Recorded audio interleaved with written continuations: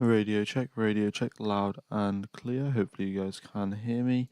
Um, yeah, we have got the Suzuka Grand Prix, Japanese Grand Prix, starting in half an hour, and a lot of action to look forward to. We've got guaranteed to stop today, which always makes the races much more exciting. And then, of course, we have got just the Suzuka circuit itself, which is through the years of Formula One, through the history of Formula One, there has been a whole lot of action, and I'm predicting the same today.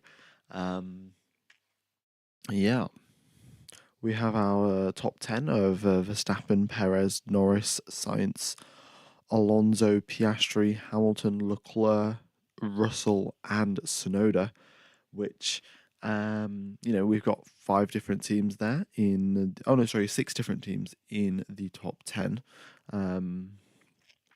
The two McLarens, the two Mercedes, the two Ferraris, the two Red Bulls, and then the lone Fernando Alonso and Yuki Tsunoda. The weather around Suzuka, it is nice and sunny. It is in fact the hottest it has been all weekend round, and so that is definitely going to help out because high temperatures means high tire degradation, and more tire degradation means more pit stops, more action, more mistakes, all of that kind of stuff, which we love as fans. Sergio Perez is going to have a pretty good chance at getting a win today because the stat at Suzuka is there have only been 3 times in Suzuka history that the winner has not come from the front row of the grid. So the front row of the grid currently is first place Max Verstappen, second row place is Sergio Perez. So these two drivers have probably the highest chance of winning the race. I'd say that's fair enough, they are starting at the front. But who knows? Who knows? The last time, the previous 2 times Carlos Sainz has outqualified Charles Leclerc, he has gone on to win the race. So he outqualified Leclerc. Sainz outqualified Leclerc in last weekend's race, and then he also did it in Singapore last year as well. And then he's gone on to beat Leclerc. So who knows? Who knows? 5:30 a.m. The things I do for F1 exactly. It is 5:30 a.m. here in the UK as well. Once again, got up at 5 a.m. So hopefully not too much yawning today, but we'll wait and see. We will wait and see. Yeah, no worries, Lego Lotterer.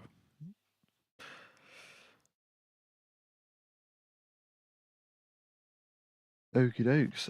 Well, I guess I can run you guys through the strategy for today. The expected pit stop strategy: start the race on the soft tires. Even with such high track temperatures, Pirelli recommends starting the race on the soft tires, then doing 2 stints on the hard tires, rather than just the usual 1 stint. So, start the race on the softs, then 2 stints of hards, or you could start the race on the mediums, then do a stint on the hards, and then do another stint on the mediums, and then get to the end of the race in that way.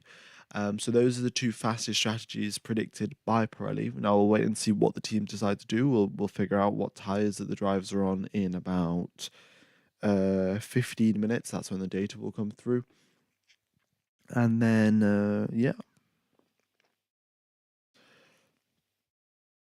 I mean, there's quite a lot of drivers. So Fernando Alonso has a fresh set of soft tires. Quite a lot of other drivers don't have a fresh set of soft tires. So Fernando Alonso could be the driver in the top 10 that starts the race on the softs. Everyone else is on the mediums. Oh, actually, this is interesting. Alonso only hasn't got 2 sets of hard tires. There are actually quite a lot of drivers that haven't got 2 sets of softs, 2 sets of hard, sorry. So Max Verstappen, Sergio Perez, both of them only have 1 set of hard tires. one set of hard tyres, and the predicted strategy is, of course, two sets of hard tyres. You're going to do two stints here. So, yeah, they can't even go for the theoretically quickest strategy, and they're going to have to go for a different one. So we'll wait and see what happens. But, yeah.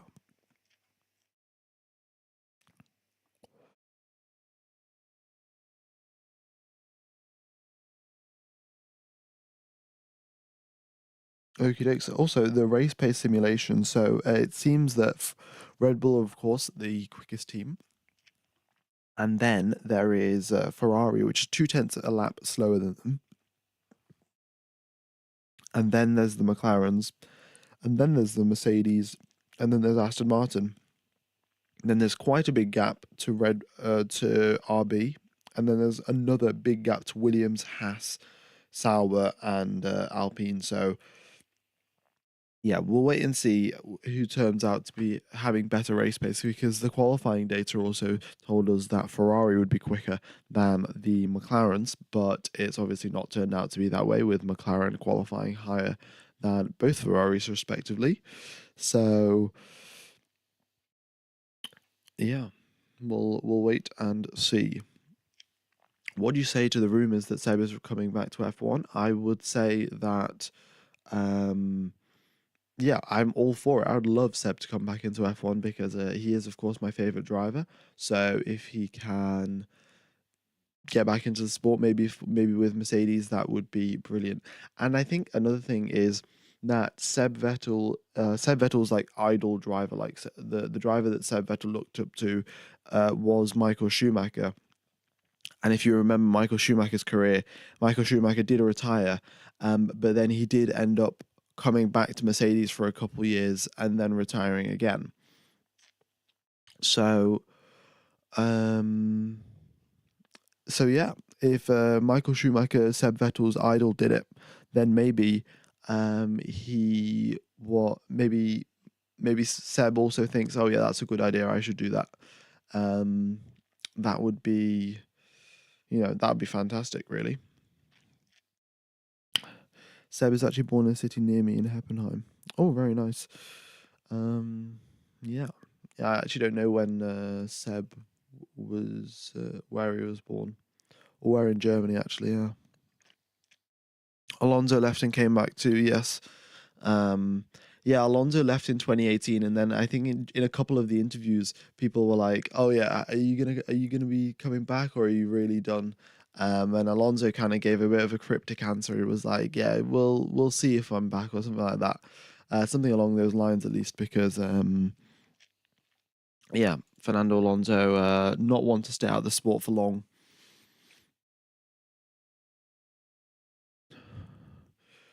Greetings from Amsterdam. Do you think Charles will get P1 for Jules? Well, I'm sure Charles will try, but Charles is currently in 8th position after qualifying yesterday. Had a bit of a bad qualifying, unable to get close to Carlos Sainz. So we'll wait and see what he can do from 8th position, but it's going to be a tall order to go up from 8th.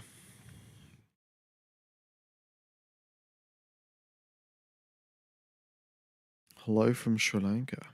Wow, we have got people from all over the world here. Very nice to see. If Max's brakes blow, I smell a Brembo conspiracy. Yeah. Oh, actually, that's another quite interesting fact. Nearly every single team have got their brakes supplied by one company. There's one company called Brembo. They make all of the brakes for all of the different teams in Formula One. I would have expected, oh yeah, the different teams, maybe they make their own brakes, or maybe they have different companies providing them. But every single team in the Formula One paddock, all of them have their brakes from Brembo. So who knows? Who knows what happens? Right. Yeah. Also, if you guys haven't hit the like button, that would very much be appreciated. Definitely will help out the channel. And hopefully we can get 1,000 people or so before the race gets going. Okie dokes.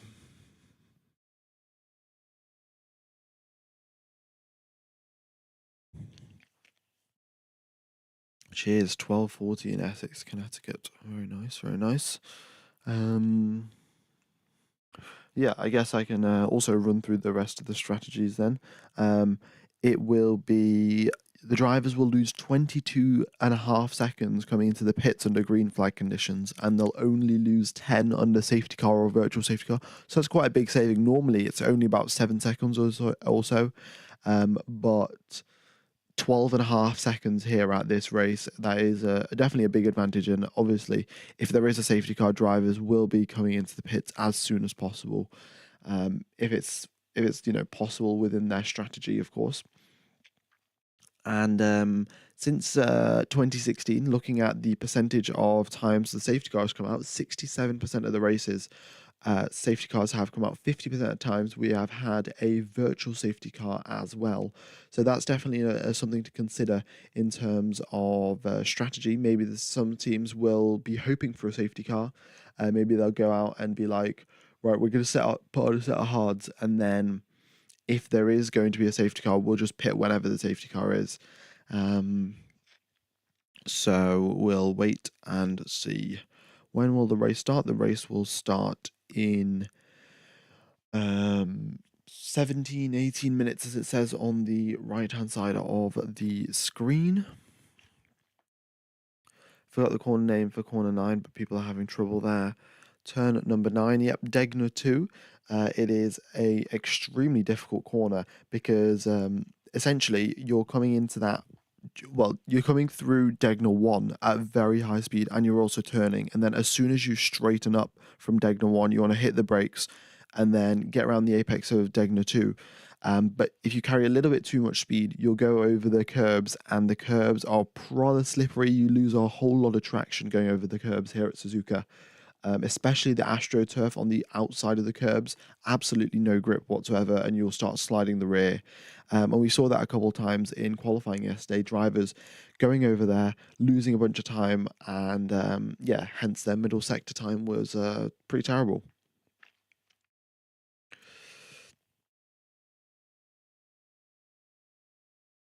I think Alonso's penalty was foul play from the FIA, and I think it's Fernando's penalty at the Australian Grand Prix was absolutely ridiculous and stupid. Like, there was no need whatsoever for that penalty, and the only reason the penalty was even given out was because George Russell had such a big crash. If Alonso hadn't done that, then George Russell and George if if George Russell hadn't crashed, then Alonso wouldn't have got that penalty. So yeah, I mean, that penalty from the FIA is just a bit ridiculous. They were kind of just punishing the result of the penalty rather than the actual action itself. And what did Alonso do? He lifted off the throttle 50 meters early. Like, that's a fair enough strategy if you want to do that. So who knows? Hello, race fans. Do you think the chicane at the start will cause trouble? Well, yeah, I think there's definitely going to be quite a few overtakes on the opening lap with the chicane in mind. But I don't know if it's going to cause any trouble or not. I think the drivers at that point, because it's right at the end of the lap, everyone would have settled down, and then they probably won't do anything stupid, really. What do you think about the Williams racing car situation? Yeah, it's a very interesting situation. So, just to cast your mind back to the Australian Grand Prix, Alex Albon crashed his car, and then Williams were like, right, well, Alex, you're way quicker than Logan, so we're just going to give you Logan's car, and Logan's just not going to drive. So that's what they did. Alex Albon went into Logan Sargent's car. I think he got 11th. I didn't think he scored any points last week at the Australian Grand Prix. And then after that,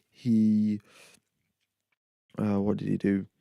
Yeah, and after that, they repaired Alex Albon's chassis. So they didn't get a brand new one. They just repaired the one that they had.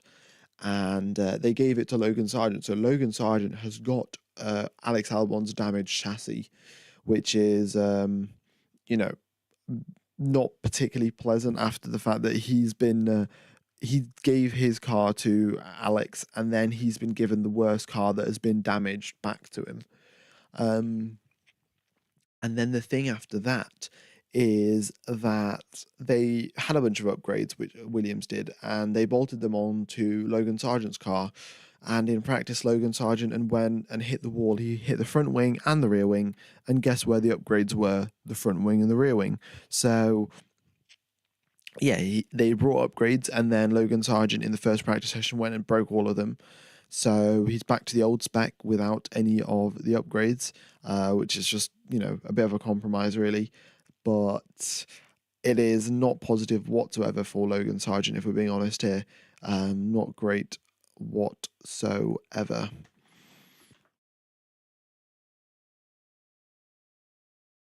Right. Why does it say KO to 10 cars? Out currently on the screen is just the qualifying results from yesterday. I will put the race stuff up in about 3-4 minutes. Yeah. Right. If you guys are enjoying the channel, by the way, enjoying the coverage, then be sure to hit the like button. Definitely will help out the channel. And if you are not subscribed, then be sure to do so. Yeah, I commentate all of the F1 races and all of the commentaries. So if you're interested, then go ahead and subscribe. That would be fantastic. And of course, if you are interested in F1 TV Pro, and you want, all of the telemetry, all of the live data, the coverage, the team radios, the onboards, everything, anything that you could want about F1, you all get with live F1 TV Pro. All of the historic races as well. You can watch races from the 1960s with F1 TV Pro. So if you guys are interested in that, then go ahead and click the link in the chat or in the description, and go ahead and sign up. Yeah. Right, 12 minutes now till we get underway for the race, and Lando Norris starting in third place. We haven't talked much about him. He had a brilliant qualifying session, and then starting in third place on the podium really starting in third place. He's not currently on the podium, but it really sets him up for a podium. He's definitely going to have a good shot at this. Of course, Carlos Sainz will be challenging him. We'll wait and see what Fernando Alonso can do as well, because he, has very good qualifying. The Aston Martin car does that quite often. But then, can they hold on to that position in the race, or will they drop back? We saw this in Bahrain. Alonso had a brilliant qualifying, up in fourth position or something, and then drop down to ninth place by the end of the race because the car just doesn't have any race pace compared to the remaining cars. So maybe Aston Martin have tweaked with the setup a little bit, maybe made it a little bit more race oriented. And with considering that the cars will have higher degradation anyway, in the race, maybe that will help out in Fernando Alonso's favour. But we'll just have to wait and see what happens there for Fernando Alonso.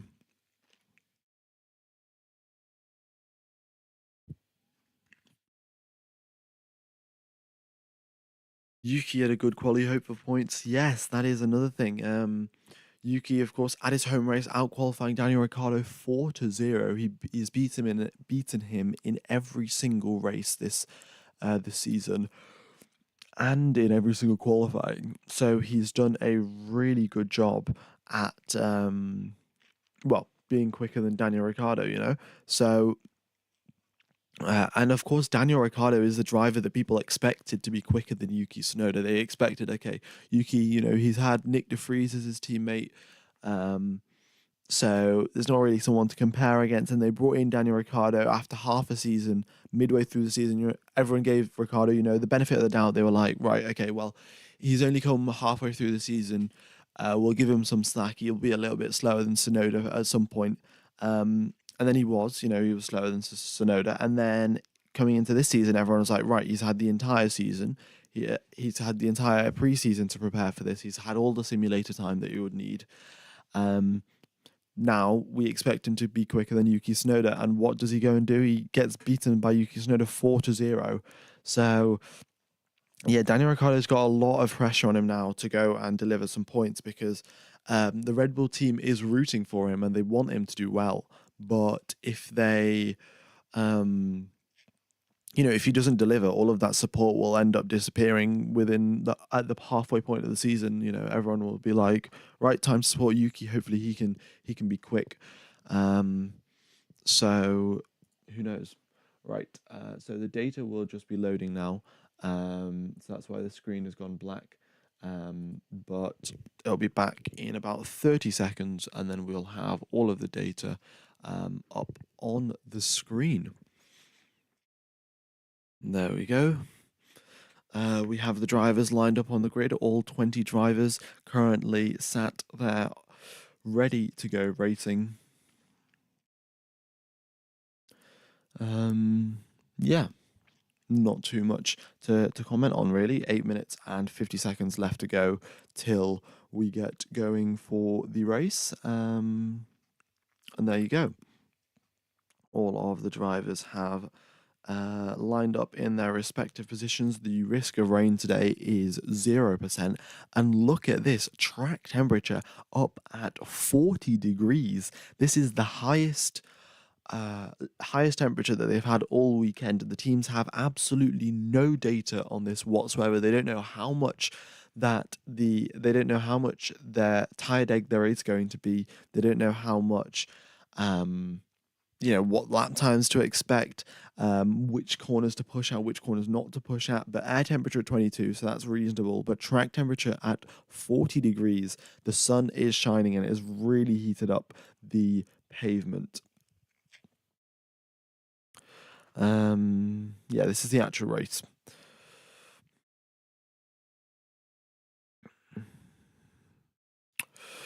Okie dokes.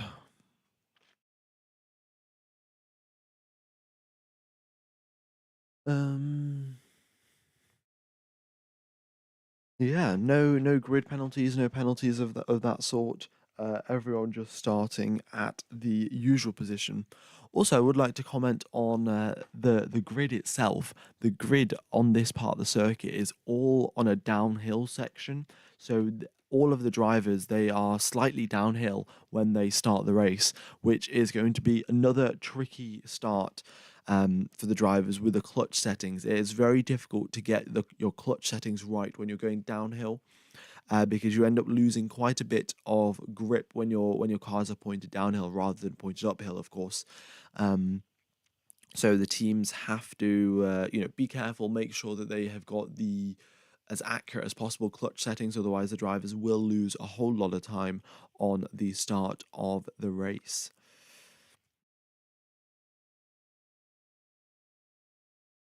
Okie dokes, let's have a look at what to look out for today's Grand Prix. We've, of course, oh, one sec. Where can you guys watch F1? Where can I watch it? You guys can watch F1 from F1 TV Pro, link in the description. All of the coverage, all of the onboards. And in fact, oh yeah, this is the other thing I want to say. They have put on new onboard cameras onto the F1 cars. I think maybe they were just trialing it on the Williams or not, but they have trialed new cameras, and the cameras like shake a lot more and they're a little bit more zoomed out, and they look absolutely spectacular. So if the F1 channel does upload any videos of that on board, or if you guys have F1 TV Pro, you can watch those on boards, and the sensation of speed is absolutely incredible. They've done a brilliant job portraying that sensation of speed. Previously, like the camera was very fixed. It was kind of not moving around much, not vibrating much, and you wouldn't really get that sense of speed. But then they've put a different camera setup. They've changed the damping settings on the camera and everything, and there is when you're watching the onboards, you can actually feel like the cars are going 150, 200 miles an hour, which is great. So yeah, but the front row of the grid, of course, that's something to watch out for. Max Verstappen versus Sergio Perez. There'll be a bit of battle going into turn number one. We'll see who comes out ahead of that. But yeah, Perez only beats Perez to pole by 0.066 seconds. So 66 milliseconds was the gap between Verstappen and Perez. So a lot closer than it usually is. Yeah. Does the F1 TV Pro have the camera slash footage, not just telemetry? No. Yes, that is correct. So it has all of the, like, it has professional commentary, um, and then it has like all of the TV camera shots and stuff. So, yeah. Um, I don't know. I guess it depends on whichever currency it is, because I know the price in pounds, so I don't really know what it is in dollars. But as long as it says F1 TV Pro, you're getting the right one. Um, it's only if it says delayed coverage, and that might be because in your respective country it's not available. But if you said dollars and it's American, then it should be available in America. So yeah. Right, yeah, 4 minutes to go now. Not long whatsoever. We have 58 laps of racing here, by the way, in the Japanese Grand Prix. So, yeah, 58 laps of racing, and we're still going to have two stops. Quite a long circuit it is here. Of course, 18 corners. The only circuit on the calendar to have a figure-of-8 section where the track goes over itself. Um, yeah. And we are here at round number 4 of the Formula One season at the Suzuka circuit. 5.8 kilometers is the total track length. 53 laps we'll be racing. There's only one DRS zone at this circuit, which is down the main straight. Top speeds approaching 320 kilometers an hour, or 200 miles per hour. The tyres that Pirelli have selected are the C3, C2, and C1 for the soft, medium, and hard, respectively. Those are the hardest compounds out of Pirelli's range, and we're still having a two-stop given the fact that it is 40 degrees track temperature out here. So, yeah, really pushing the Pirelli tyres to limits, especially the first sector, the S section, just sequential high-speed corners. It really takes a lot of life out of the tyres, and you know, it's going to be something for the drivers to watch out for, because tire management is going to be pretty key. And here we go. We have the tire information that has just come through. And as you can see, we have got everyone in the top 11 apart from Fernando. Oh, that's my alarm. Yeah, that's my alarm for 6 a.m. that I set yesterday. Anyway, where was I? Oh yeah, the only driver in the top 11 starting the race on the soft tires is Fernando Alonso. Everyone else is on the medium tires. And then in the bottom 8, everyone's starting on the softs except for Magnussen and Zhou.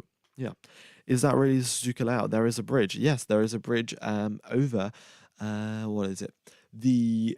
Just before 130R, there is a bridge that goes over the exit of Degna 2. If you watch the onboards, you'll see that the drivers sort of go under a bridge. It's not very noticeable because the bridge is about 5-10 meters wide, but yeah, they just go under the bridge. It's a figure-of-8 configuration, and it's the only F1 circuit that has got that. So yeah, let Alonso cook. Alonso is the only driver in the top 11 that has a fresh set of soft tires. Everyone else doesn't have a fresh set of softs. So Alonso, potentially off the race start, maybe getting ahead of Carlos Sainz, maybe getting ahead of Lando Norris. That would be absolutely fantastic if you could do that. Yeah. Formation lap starting now in 30 seconds time. I'm going to get rid of this, get rid of the timer there, and yeah, we'll have the formation lap starting shortly. Not long now, not long whatsoever. The teams, in fact, the engineers taking off the tyre warmers, putting the cars, taking them off the jacks, putting them onto the ground, and we will be away for the formation lap shortly. Okie dokes. Yeah. Let me know who you guys think is going to get the podium, who's going to get the race win, and who do you think is going to get driver of the day. Guan Yu Zhou, unfortunately, starting in 20th position, hasn't had the best of weekends, but, we'll wait and see what happens. What can he do? Okie dokes, there we go. The final light is out, and we have the formation lap underway. The Hodges show winning the same as Ricciardo keeping a seat. That is pretty savage. But considering the way that Daniel Ricciardo has been performing, I think it's also safe to say that it's not that far from being accurate. Yeah.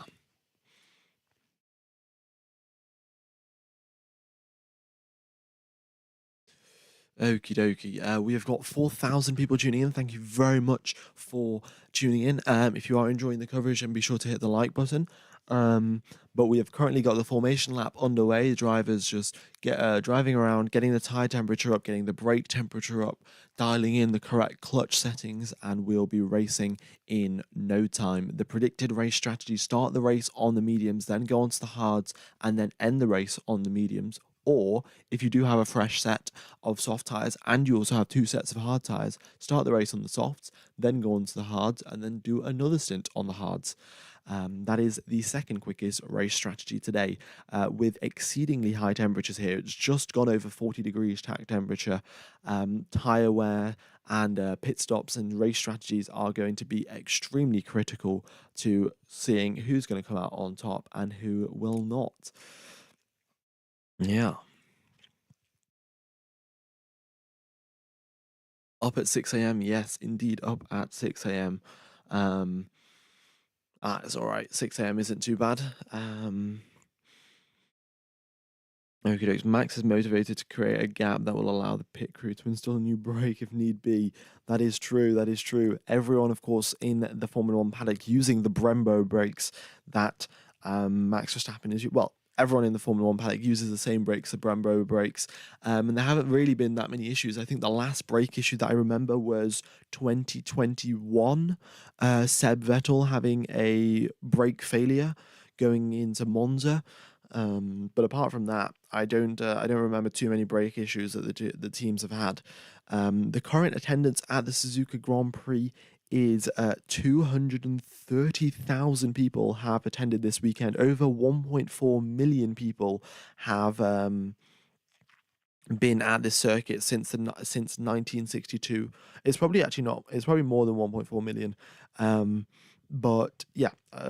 Suzuka circuit, of course, very historic in Formula One, has been here for such a long time, and it has been, well, uh, I would say one of the best circuits on the calendar. Fernando Alonso would agree with me, and a lot of the drivers would as well. Seb Vettel's favorite circuit is Suzuka as well. Just there's something about the first sector, so basically a roller coaster for the drivers, and of course, it is very challenging as well, which makes it all the more fun. We've got the final drivers now approaching the grid, and we will be getting racing shortly. Guan Yu Zhou is approaching his grid slot, and we've got the last couple of drivers there as well. 53 laps of racing today, 40-degree track temperature. Max Verstappen, Sergio Perez on the front row of the grid. Second row of the grid, Lando Norris, Carlos Sainz. Third row, Fernando Alonso and Oscar Piastri. And then we have Lewis Hamilton, Charles Leclerc, George Russell and Yuki Tsunoda in 10th position at his home race. The green flag is being waved. The lights are being turned on. The lights are out, and it is lights out, and away we go. Max Verstappen gets a good start, and then Sergio Perez as well. Fernando Alonso all over the back of Lando Norris going into turn number 1. Norris around the outside of Sainz, and then make it through cleanly. They're 3 wide at the back of the pack, but everyone makes it through just fine through the first couple of corners, and Max Verstappen leading the way ahead of Perez, Norris, Sainz, Alonso, and Piastri.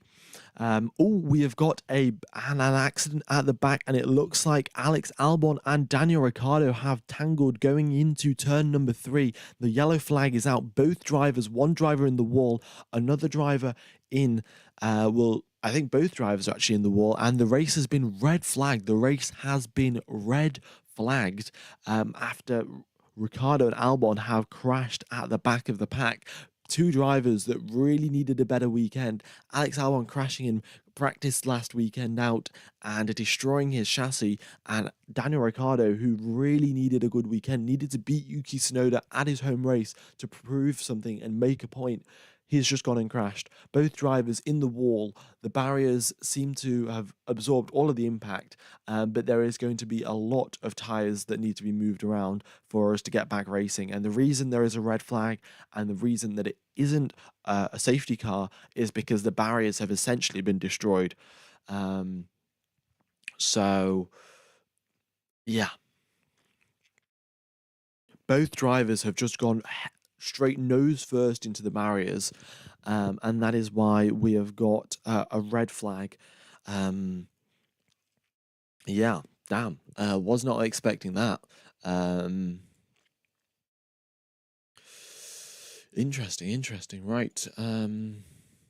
Well, it shouldn't be too long till we get green flag racing, but I'm just gonna have to keep you guys updated on what's going on with the barriers. So all of the drivers have got out. The marshals are there. They are repairing the barriers.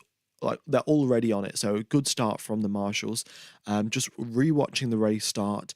Max Verstappen got a good start. Fernando Alonso did get an amazing start, but he was blocked by Lando Norris. The track was not wide enough. Um, so now just looking at the replay, Alex Albon gets a brilliant exit out of turn number two. Daniel Ricciardo doesn't see him and just turns straight into him. Um, yeah, so that is what happened. On the exit of turn number two, Alex Albon gets a brilliant exit, like absolutely amazing. And he's gaining so much speed on Daniel Ricciardo. He's almost got past him, right? Um, and then Daniel Ricciardo just turns over and totally wipes him out. So yeah, good exit out of turn number two, and Daniel Ricciardo just doesn't see him. Turns right where the Alex Albon is. Both drivers end up spinning, and well, Albon goes straight into the wall. Ricciardo spins and then goes into the wall. Um, Albon comes over the radio saying he just squeezed me, nowhere to go, and that is exactly true. Daniel Ricciardo, I presume. Well, I don't know if they'll give him any sort of post-race penalty, considering he's already DNF'd.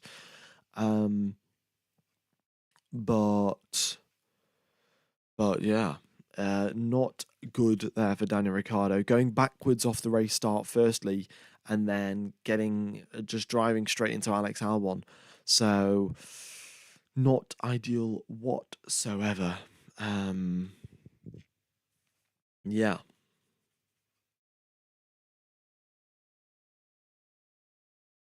Yeah, if Daniel Ricciardo keeps performing like this, they will replace him at the halfway point of the season. Like, there is no doubt about it.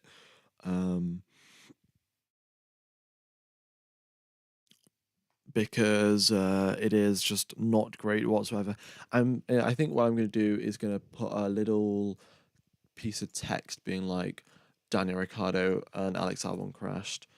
Danny, Rick, and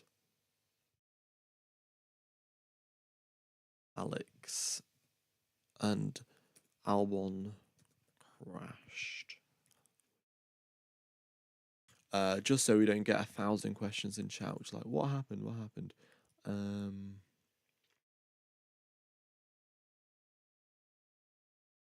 So yeah, they've picked up the cars now. So they've got the they've got the crane, sorry, already out there. They've picked up the Williams car, and they're taking it away. They're repairing the barriers. So it will not be long now. Will not be long before we go racing. Um, Thank you everyone for tuning in and for sticking along in the red flag. Be sure to hit the like button; it really will help out the channel. And if you aren't subscribed, then be sure to do so. Hopefully, we can hit 65,000. We are only 67 subscribers away, in fact, from 65k. So if you guys could subscribe, that would be fantastic. Yeah, and we're one like away from 500 likes. So if you could like as well, that'd be brilliant. Okie dokes. Just a little bit of an update on how long the red flag is going to take. The drivers are already out of the car. Yuki Tsunoda is out of the car because usually if it's less than 10 minutes, um, if it's less than 10 minutes, the drivers stay in the car. But if it's more than 10 minutes, then the drivers just get out. So yeah.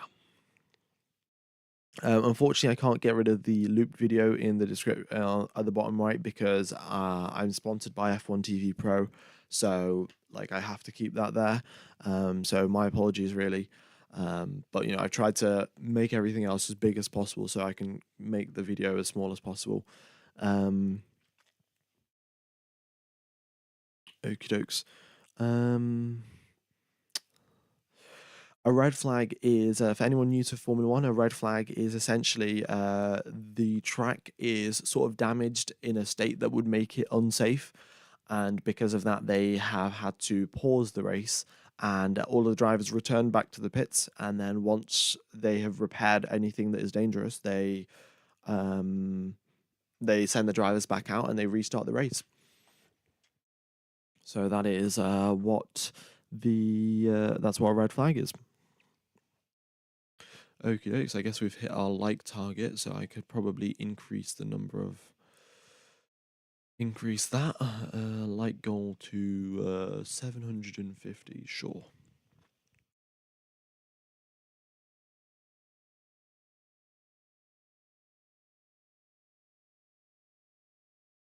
Okay, dokes. Anna A, thank you so much for your hard work. Like to subscribe. Very much do appreciate it, Anna.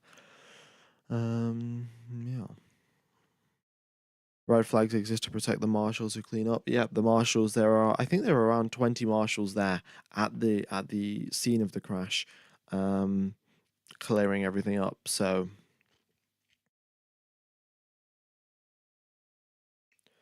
what is the life of the mediums? Well, let me check that for you. So Pirelli said that you can do, I think we have, of course, got 58 laps of racing today. So Pirelli said out of the 58 laps, you can do 20 laps probably. You can pull out 20 laps. Yeah, 20 lap stint on medium tires. That's what you can expect. So, yeah. And you can do about 15 laps on softs, 20 laps on mediums, and then you can do about 25 to 30 on hards.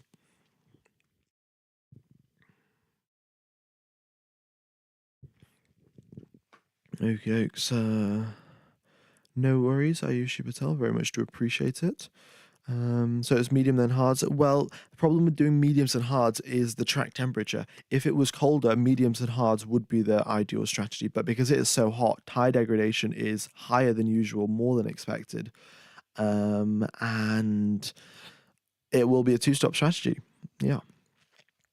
The race will resume in probably 5 minutes' time. I haven't got anything official from race control yet, but I'm expecting 5 to 10 minutes. Okie dokes. What is happening to Rick? Where is his performance? Absolutely no idea. I think I saw this little news article. I mean, it was definitely a fake news article, but the headline, the fake headline was Daniel Ricciardo secretly retired when he left Red Bull in 2018, and he just doesn't know that he actually retired. Like his pace since 2018 after he left Red Bull has just been not terrible, really. Like he left Red Bull to go to Renault, didn't really perform there. The brakes were apparently bad on the Renault, so he wasn't as quick. And then he went to the McLarens, and the McLarens, he also had pretty bad performance at the McLarens. And then he's back here, so who knows? Who knows what will happen for Daniel Ricciardo? Yeah. Right.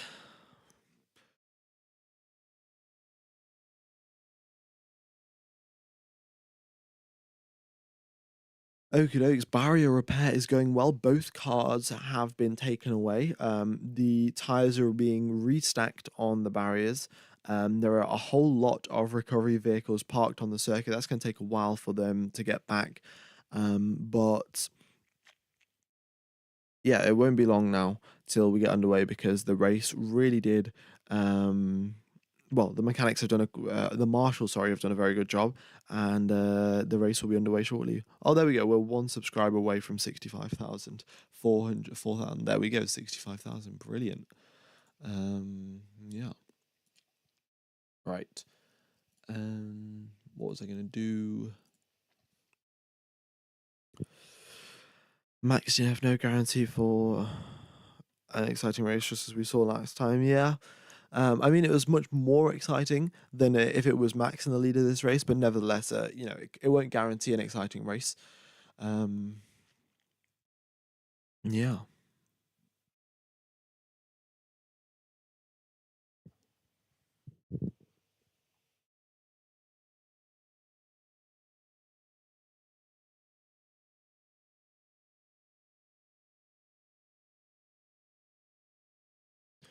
Okie dokes. Lawson is an ex Red Bull racer, yeah. Maybe, yeah, someone else. So, this is the thing, the two drivers really at risk of losing their contract mid season, probably Logan Sargent and Daniel Ricciardo. If, yeah, but Logan Sargent, of course, he's just not been performing for the past year and a half. And at some point, his time will run out. At some point, the team will be like, right, this is enough. We're going to pick a different driver. You're not performing as expected. But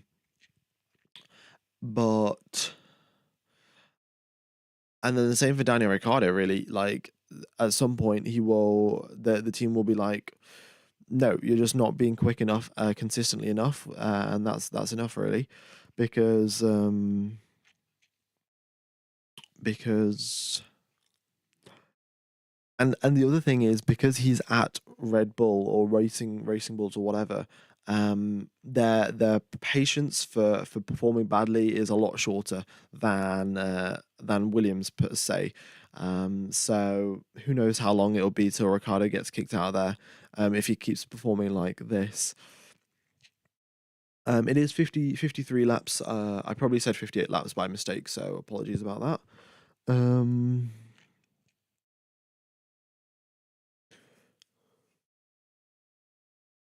Right. Yeah.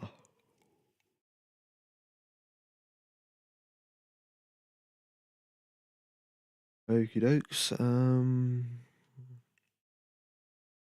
Let's see.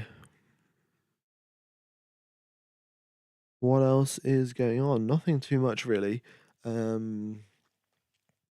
In terms of action, because everyone's still out the car. The race control have understood. Have basically said Daniel Ricciardo caused the collision. They have just popped up a little message on the screen saying it has been noted and then causing a collision. So yeah, the FIA have said that it was Daniel Ricciardo's fault and it was definitely his fault. So yeah. Yeah, Monaco has 78 laps. Austria has 71. Uh, oh, it's 72, maybe 71, 72. I'm not sure. Um, yeah. Yeah, the drivers are fine. No issues with the drivers. Um,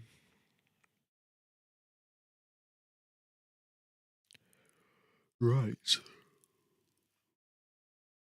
Will it be a grid reset? So they have announced the order for the restart. But I'm pretty sure the order is just the order that everything happened in. Apart from, yeah, the order will just be the order that the race start was in. Oh no, sorry, the order is just whatever order you see on the screen right now. That's the order the race will start in. So, yeah, nothing too unexpected. So yeah, every race is 300 kilometers each. So how many laps to reach that? That is the race. That is correct. I think the official rules actually say 305 kilometers plus one lap. But who knows? But yeah, approximately that 300 kilometers or so. Hey, I'm new. What's red flag? A red flag is where the track has been damaged and there's been quite a big incident. So they tell everyone to pause the race, come into the pits. They'll repair all of the damage, and then they'll go out racing again. So we will have racing in around about, well, hopefully 10 minutes, 5 10 minutes. Um, yeah. Apologies for. It actually looks like they've cleared everything up. There's no marshals near the barriers anymore. There are trucks and cranes and stuff like that, but they are also slowly getting moved away now. Um, and there you go. The recovery vehicles are also driving back to the pits. So all signs do indicate 5 10 minutes before we go racing.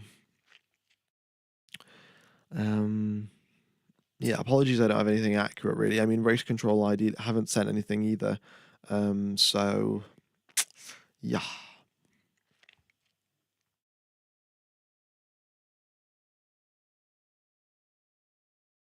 Race will resume in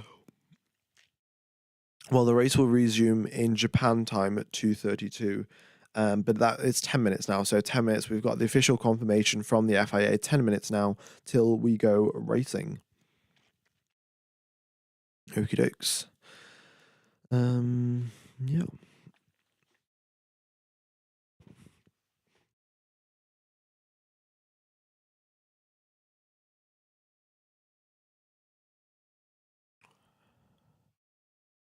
What is the time on my side? The time on my side is 6:20 a.m. here in the UK. 6:22 a.m.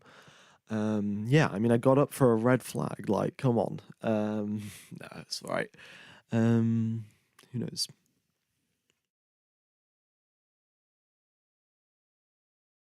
Yeah, Stroll didn't do anything really. It was all Daniel Ricciardo. He wanted to take the most optimal racing line into the corner, so he moved a little bit to the right, but didn't consider to look if there was any driver to his right. Um, I guess the reason he didn't look was because he didn't really, well, he obviously didn't expect another driver to be at his right, and the other thing was that he was so close to the right side of the circuit. Like, he kind of, I think he just misjudged it. He didn't expect there to be a car width there anyway.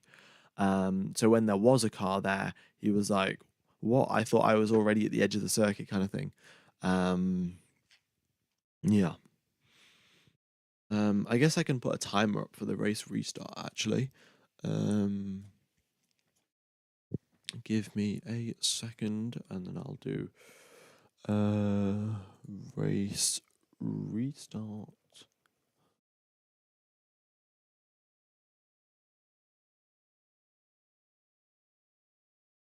In the race restarts in.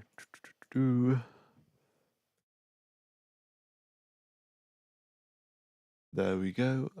Let's just put that up on the screen.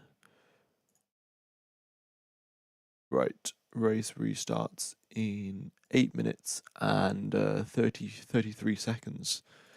There we go. All right, if you guys are enjoying the coverage, be sure to hit the like button and subscribe. Definitely will help out the channel. I guess we've also got past the like target. Actually, both targets we've got past. You guys really are killing it. Let's go 1,000. Oh, and I guess I can increase the subs to 65k as 66k as well then.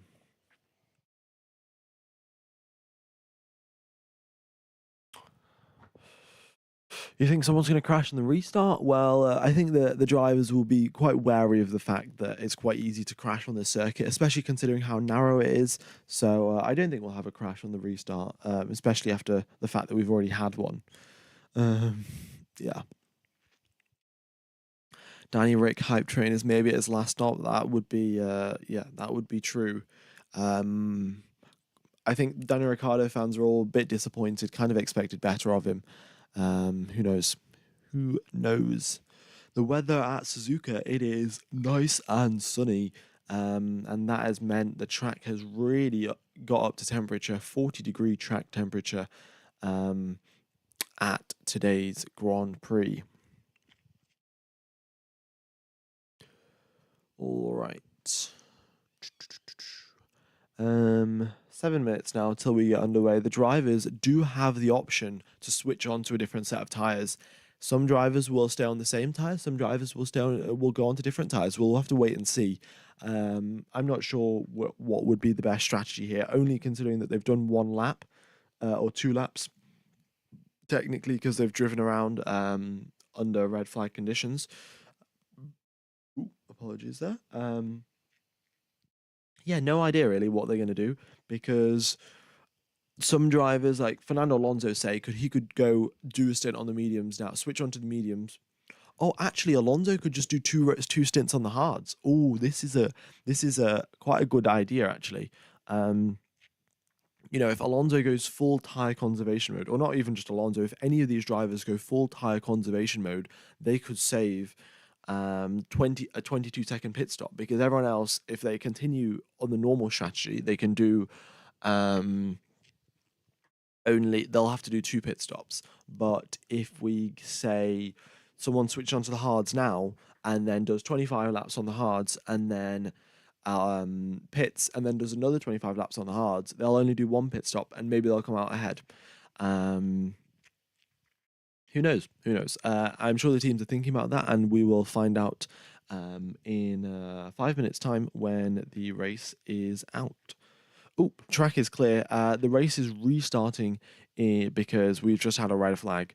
Um, yeah, the red flag thing has just disappeared because the track is clear, but they have to give a 10-minute warning to all of the teams. If the FIA had any sort of common sense, they would have given the 10-minute warning early.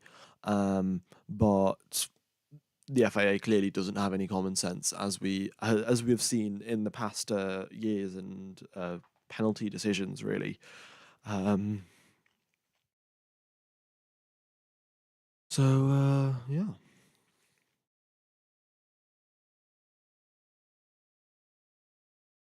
Okie dokes. Which turn are the best for passes at the circuit? Well, good question actually. Turn number 16, probably the best opportunity to pass into the chicane at the end of the circuit, or turn number one because there is a DRS zone down the main straight, so that's going to help you. And then of course turn number one, you can swoop around the outside, swoop down the inside. Quite a few options there. And if you really wanted to pull off an overtake, you could pull one off at the hairpin as well at turn number 11. But that's a lot less overtakes than we normally see happening over there.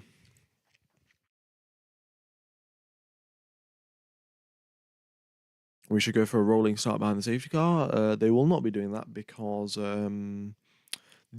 only use rolling starts when there is rainy conditions, because it helps clear up the spray a little bit if the teams and the drivers do say 2 laps under safety car conditions. With 2 laps under safety car conditions with a rolling start, they can sort of clear up the circuit a little bit of the water, and then they can go out and do some racing. But when it's dry, you might as well just do a full standing start. Makes it a little bit more exciting. But that being said, um, the teams have gotten pretty good at the standing starts here, because it's always been the top 8, the top 10 for the past couple of races have always maintained a position. Nobody's gained a position, nobody's lost a position going into turn number one. And I just don't think that's particularly exciting. Maybe they should change something with the clutch settings, and they should just get rid of something that makes it easier for the drivers to get a good race start. Maybe make it a lot harder to get a good race start. Get a little bit more action on lap number one. And it's all down to the drivers to perfect the race start, really. There's only one DRS zone up the circuit, and it is down the main straight. There's nothing on the back straight, nothing anywhere else on the circuit. Yeah, that's it. Why was there a red flag? There was a red flag because Daniel Ricciardo and Alex Albon had quite a big crash. So that's why we had a red flag. Le Mans starts, yeah, Le Mans starts would actually be quite nice to see. But the problem with that, of course, is that what was I going to say? Yeah, the teams, the cars need about 4 people for them to start up. So yeah, a Le Mans start wouldn't exactly work.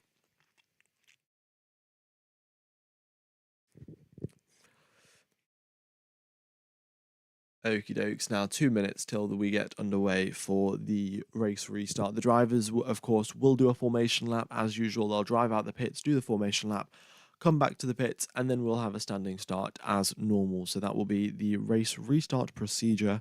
Yeah.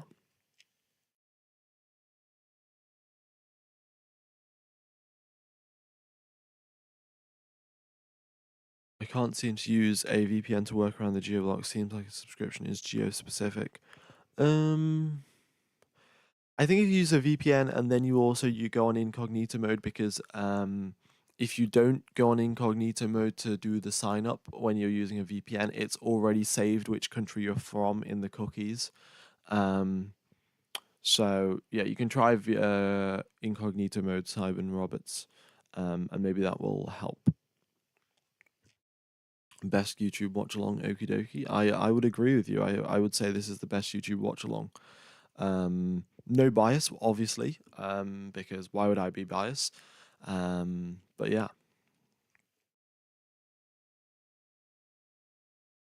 Okie dokes. 40 minutes now till we get 40 minutes, 40 seconds, sorry, till we get underway for some rating.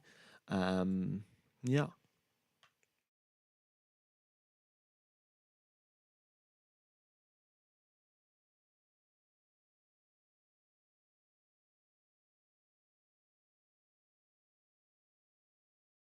Yeah, well, you know how I said we are the what's it? Fourth best F1 commentary channel. Currently, we are fifth in the number of live viewers. So, um, but the other ones are Spanish and yeah, the other ones are Spanish and I think Japanese as well. So, yeah. Anyway, um, we have the formation lap now. The drivers will be getting out of the gar. Yeah, there we go. Formation lap is taking place. The drivers have been taken off the jacks, and the tire warmers have been taken off, and a green flag at the end of the pit lane will be occurring shortly. Um, and also, this is the other thing to keep on note.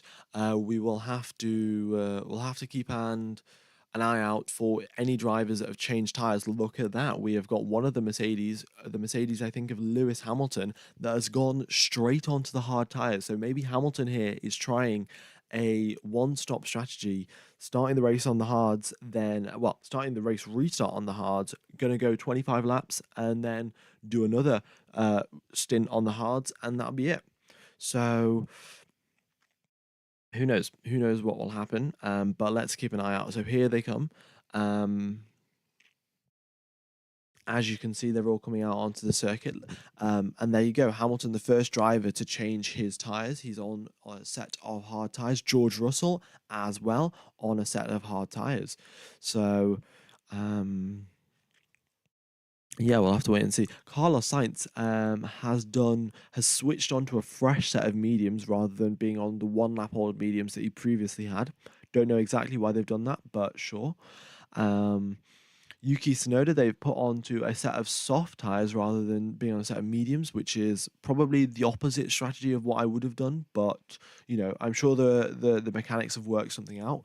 Ocon and Gasly on the hard tires as well. Sargent on the hard tires.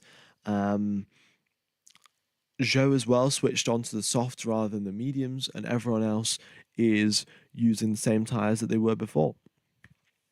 Right, well, we have another race restart. Drivers currently on the formation lap now. And just before we get going, if you guys do want to watch all of the coverage, all of the onboards and everything like that, then go ahead and sign up to F1 TV Pro. You get all the onboards, all of the telemetry, all of the live footage. Yeah, and quite a few other things which you'll see on their website, and I can't exactly remember right now. But yeah, all of the archived races and stuff like that. Okie dokes. So here we are, lap number 2 currently of a 53. But when the drivers come across the line to do the starting grid, we'll go on to lap number 3.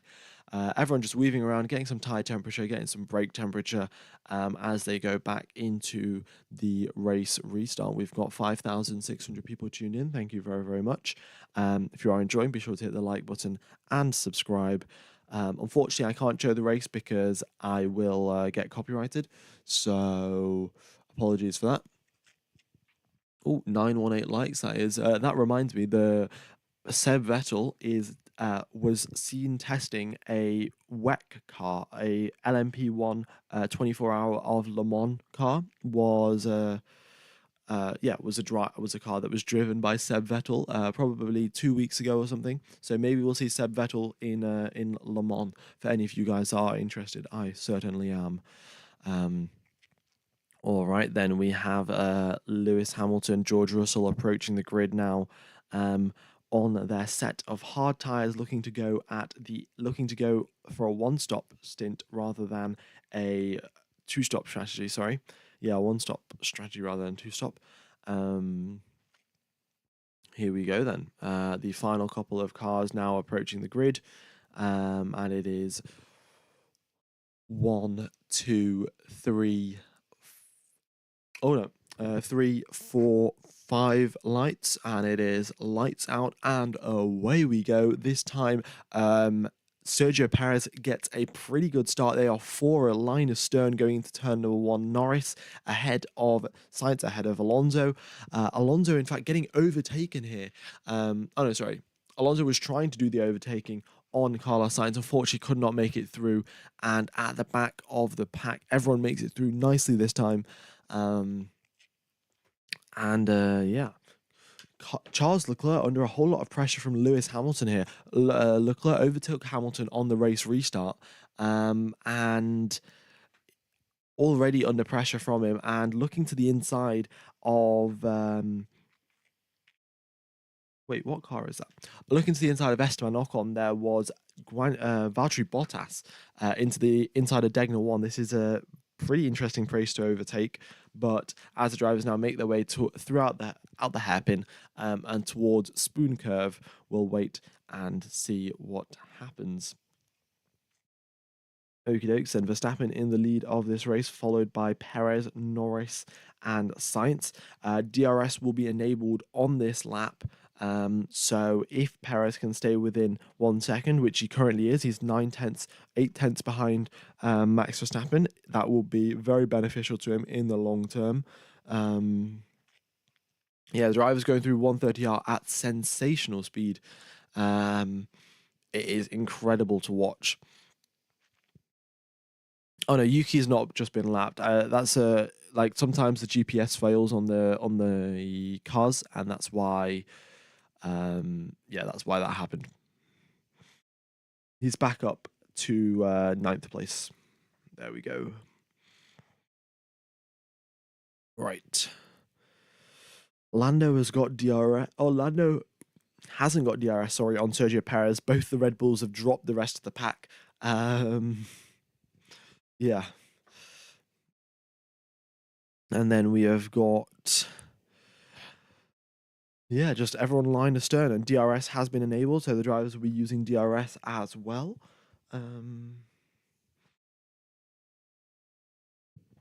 But Yuki, of course, in P9, he's going to be looking to overtake.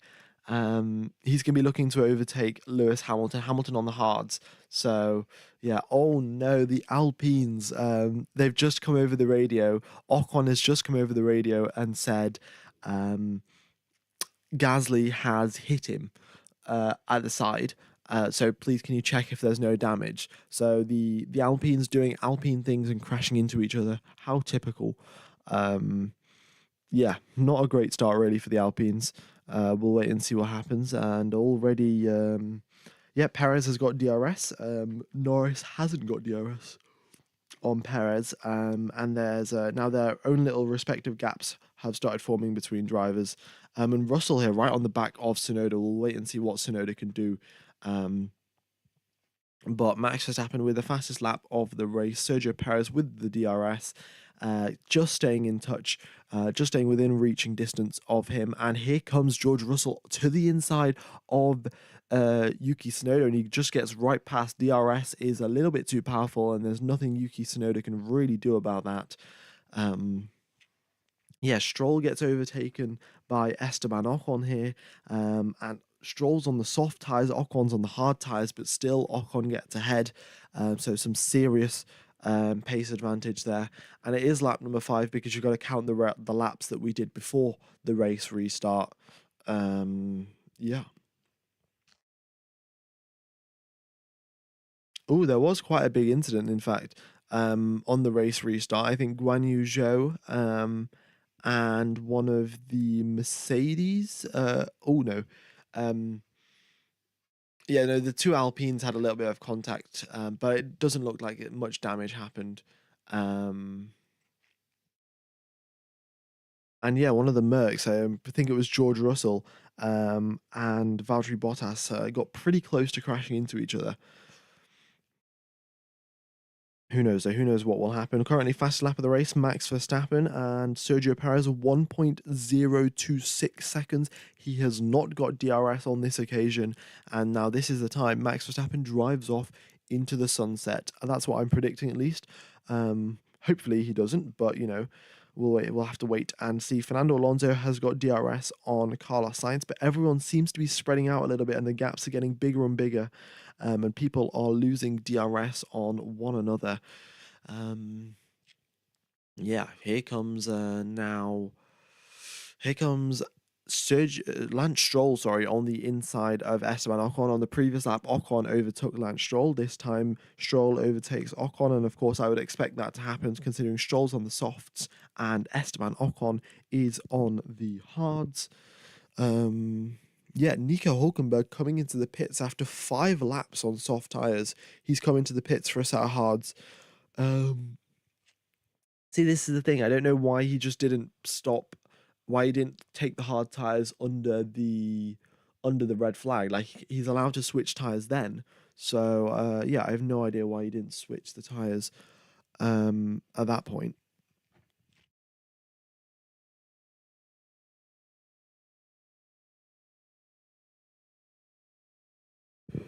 Okie dokes. Yeah, after DNFing the race, Max probably isn't too pleased about the situation. Um, so he's definitely going to try and outperform everyone by a ridiculous amount because why not? Um, and there we go. The gap last lap was 1 second. The gap at this lap is 2 seconds. Just nice to see. I mean, Sergio Perez did make a mistake on the exit of Degna 2, which is turn number 9. He went a little bit too wide. The AstroTurf kind of sucked him off. Um, and yeah, sucked him off the circuit, and then that was it, really. He lost a bit of time there. Why has Hulk come into the pits? No idea. It would make absolutely no strategical sense to come into the pits after 5 laps on a set of soft tyres when he could have just put on a set of hards originally. But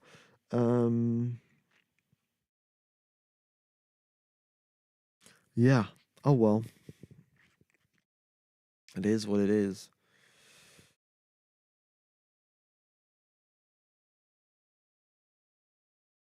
Yeah, maybe flat spots, but yeah, who knows?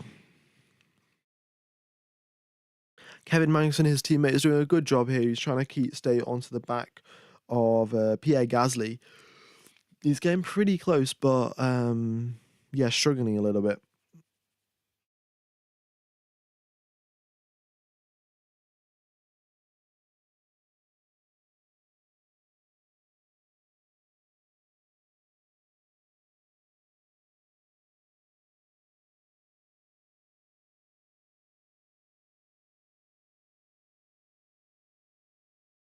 Oh, the screen's just frozen for a sec. I'm sure it'll be back. Yeah, there we go. Um, so Valtteri Bottas is also coming for a pit stop. The Sauber team have not messed up the pits. It took them 4 seconds to do a pit stop, but at least they didn't completely break the wheel. in the process of doing a pit stop and then take 30 seconds. So Valtteri Bottas is back out onto the circuit as well. He only did 6 laps on his set of soft tyres as well. So the soft tyres not lasting that well. I'm sure Fernando Alonso will be in soon. Yuki Tsunoda, one of the drivers who started the race on the soft as well, he comes in after a couple of laps as well. He's just come in now. And so has Guan Yu Zhou. So everyone that started the race everyone that was on the softs is now basically coming off them. So I expect to see Stroll and Alonso pit pretty soon. Otherwise, it's not going to be great for them in terms of tyre wear. Yeah, slowest things in the world: snail, tortoise, and Sauber pit stops. I mean, 4 seconds is still, if you think about switching 4 tires in 4 seconds, is remarkably quick. But compared to the rest of F1, it is not that quick. All right. Okie dokes. Also, guys, be sure to hit the like button and subscribe. It really will help out the channel. And if you are enjoying the coverage, then yeah, that'd be fantastic. Science has just come over the radio saying, "Oh yeah, I see Lando struggling a little bit." So Science has just got within DRS range of Lando Norris as well. So that is great to see. We'll wait and see what Carlos Sainz can do.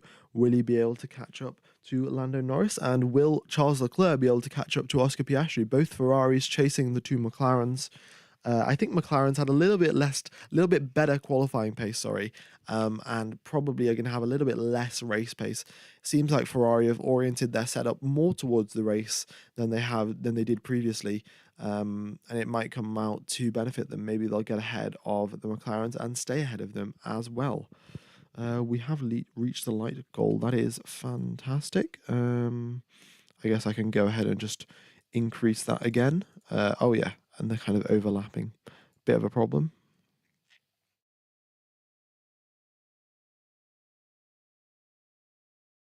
There we go.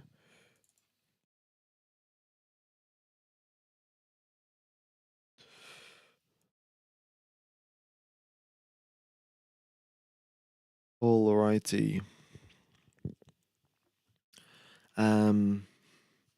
Yeah. The battle for 6th position. We've got Charles Leclerc still chasing down Piastri. Piastri not doing so well. Yeah, Charles Leclerc is gaining and gaining. Both of them are on medium tyres. So it should be a fairly equal fight. But of course, Charles Leclerc does have the Ferrari and Piastri has the McLaren, each of them with their strengths and weaknesses. And here they are coming down the main straight. Oscar Piastri, Charles Leclerc, he's got the DRS, has Charles Leclerc, and he's gaining, looking to the inside, but he's a little bit too far back. He, in fact, darts to the inside there just to set Oscar Piastri, to give him a little sign, like, I'm going to come and overtake you. So we'll wait and see what happens there. But we're currently on lap number 10 of 53. Yeah, it says there at the bottom left of the screen. George Russell comes over the radio saying the steering's starting to feel a little bit weird. He's got a little bit of vibrations in his steering, so that is something that we'll have to keep an eye on and see how that progresses. If he does have any issues, maybe he just locked up a little bit and that's causing the vibrations. But we'll have to wait and see. George Russell is chasing down Lewis Hamilton, both Mercs in 8th and 9th place, so pretty consistent, but they're, of course, on a different strategy to everyone else. They're on the hard tyres. They'll be looking to go up until lap number 25 or lap number 27 or so on those hard tyres before they come into the pits again, whereas everyone else will be coming in a lot earlier than that.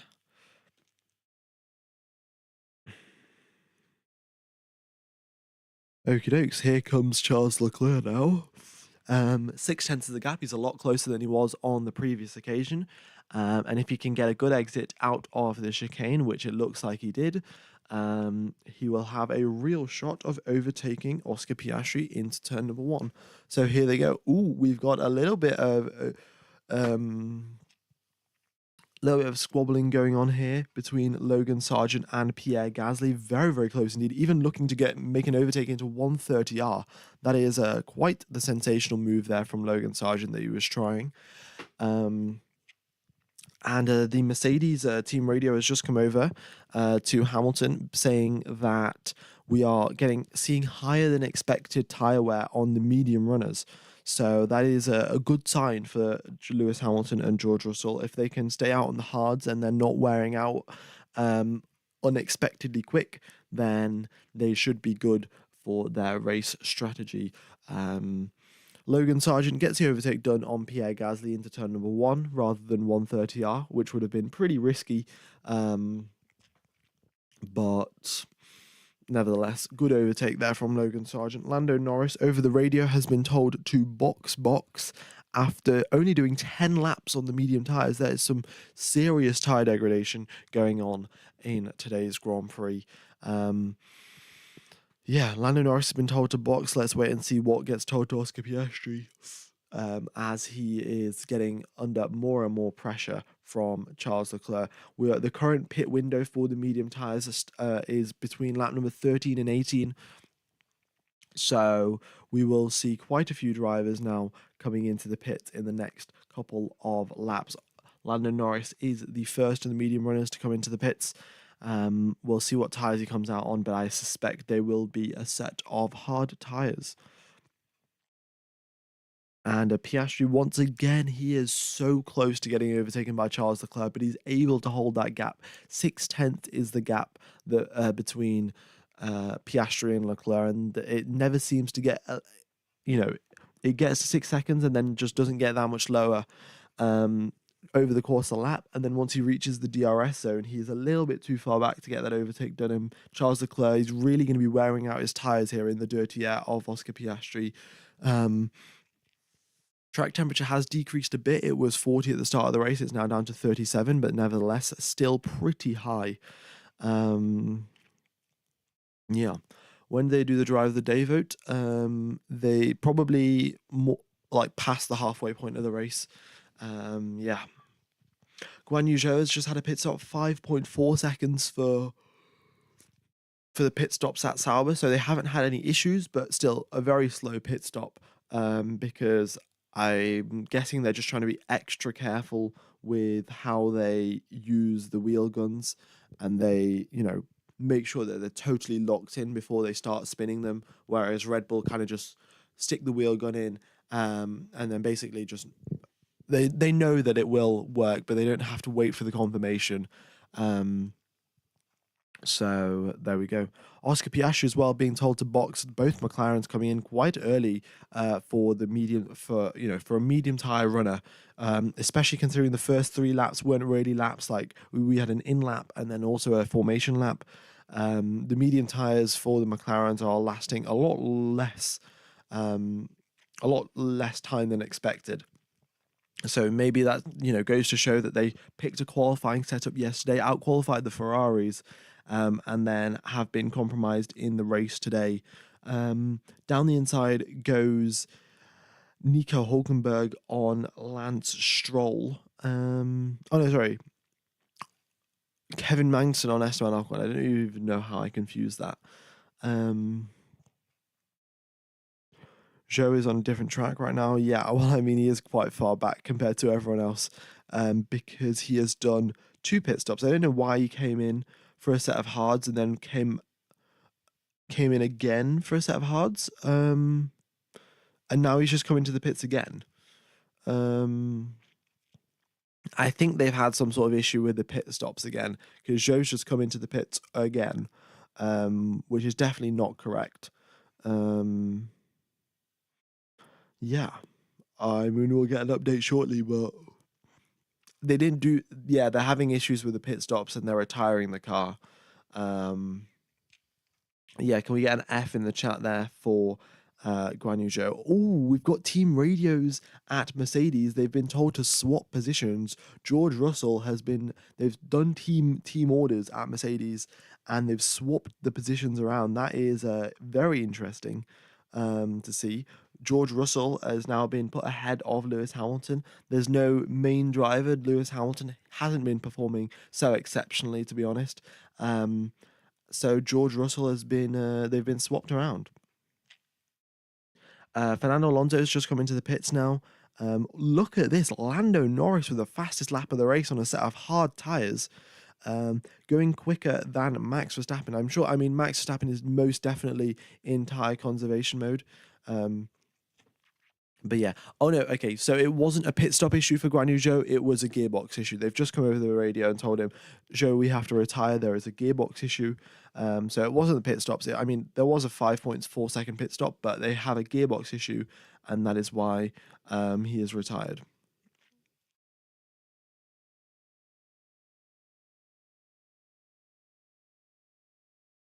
Oh my god, this is an overtake from Yuki Tsunoda. Tsunoda went round the outside of one of the Alpines. This was a sensational move that he pulled off, and we didn't get to watch it in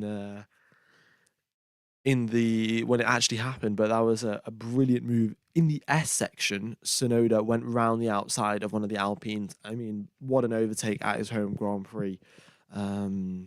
Yeah. What happened to Ricardo? Ricardo and Sargent both crashed. No, not Ricardo. Sorry. Ricardo and Albon crashed at the start of the race into each other. Yeah. Okie dokes. Yeah.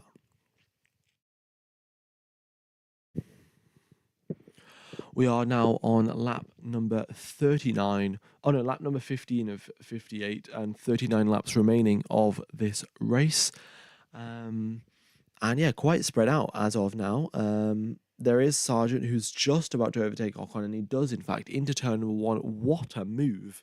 Yeah, both squabbling, both looking to go to the inside, but Sargent takes the outside line, and Ocon concedes the position there.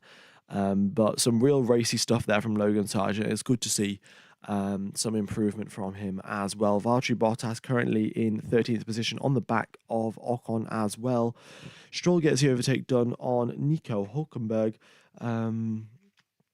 Coming through the S section, may I point out. So Stroll as well has done a brilliant job getting that overtake done. And yeah.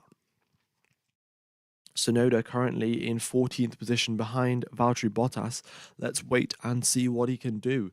He's trying to take varying different lines around here, trying to find the grip on the circuit and get ahead of him. Sergio Perez has been told over the radio to box, and there he is into the pits. Following him into the pits, we have got Carlos Sainz as well. Yuki Tsunoda right on the back here of Valtteri Bottas, but fortunately Valtteri Bottas has got Ocon ahead of him. So the the slipstream's really going to help him out there in not getting overtaken. Sergio Perez gets a very quick pit stop indeed, and so does Carlos Sainz. 2.3 seconds for Carlos Sainz, 2.1 seconds for Sergio Perez. And Carlos Sainz is out in clear air, and so is Sergio Perez. All right. And look at that. That was the right decision from the Mercedes team, sorry, to switch around the drivers, because Russell has gone on and extended the gap to a second and a half between himself and Hamilton, and Norris is applying quite a lot of pressure here to Lewis Hamilton. Half a second is the gap between the two drivers, but Norris managing to stay on the back of Lewis Hamilton throughout the entire lap. So that is good to see. Bottas just overtook Esteban Ocon, the Alpine having some really bad race performance this weekend. And here comes Yuki Tsunoda now. He's going to try and overtake Esteban Ocon as well. We'll see what Lando Norris can do on Lewis Hamilton. Hamilton struggling a little bit here compared to his teammate George Russell. And Norris this time the closest he's ever been. The slipstream is really helping him out here. Stay right on the back of him through the chicane. If you can maintain this gap, then it looks like an overtake should be fairly straightforward. Max Verstappen coming into the pits now, so Charles Leclerc is currently leading this race. And through the chicane they go. Lando Norris gets a little bit squirmy on the exit, in fact, but nevertheless, DRS flap opens and he is gaining. He is gaining. Russell goes to the inside to defend. Norris round the outside touches the grass on the entry, but still manages to swoop round to get that overtake done on George Russell. What an overtake there from Lando Norris. Swoops around the outside, touches the grass on the entry of the corner. That could have been very bad very easily if he added just a little bit more load onto that front left tire. With the grass there, he would have just totally spun out. So some seriously calculated driving there from Lando Norris, or maybe he just didn't know, but it looked pretty calculated. Yeah. And let's see what Lando Norris can do. Can he catch up to George Russell? We'll have to wait and see. Perez has pitted. Verstappen has pitted. So, yeah, Charles Leclerc is only in the lead of this race because he hasn't pit. And Perez is all over the back of Hamilton now. Hamilton just got overtaken by Lando Norris, and Perez has already caught up to him.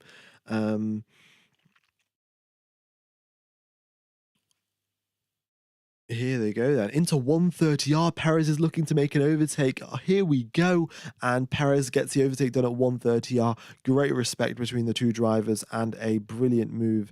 Indeed, some serious bravery from Sergio Perez to keep his foot in there. And Lewis Hamilton did the right thing. He knew he wasn't going to be able to keep the Red Bull behind anyway, so he backed off a little bit and let Perez get that overtake done into 130R. Lando Norris gets the overtake done on George Russell in successive laps. He overtakes both Mercedes drivers. And yeah, some serious performance there from Lando Norris. The McLarens look quicker than the Mercedes, but the question is, are they quicker than the Ferraris? McLaren have went for the undercut. That's going to cost them dearly once the tyre wear starts kicking in.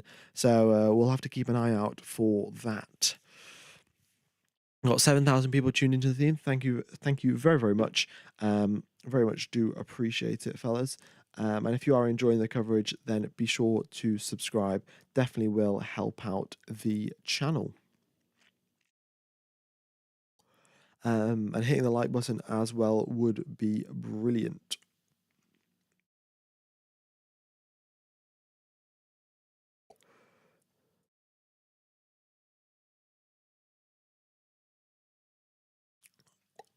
Okie dokes.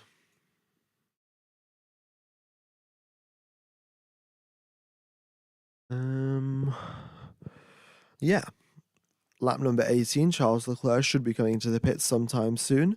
Sergio Perez gets ahead of George Russell. That's to be expected there. Nice overtaking from Sergio Perez. But yeah, we'll wait and see. We'll wait and see what Lando Norris can do as well. I mean, he's got some serious pace, I must say. And this is interesting from the Red Bulls. They're going on two mediums. So rather than going medium, hard, because the Red Bulls just don't have two sets of hard tires. They've just only got one set. So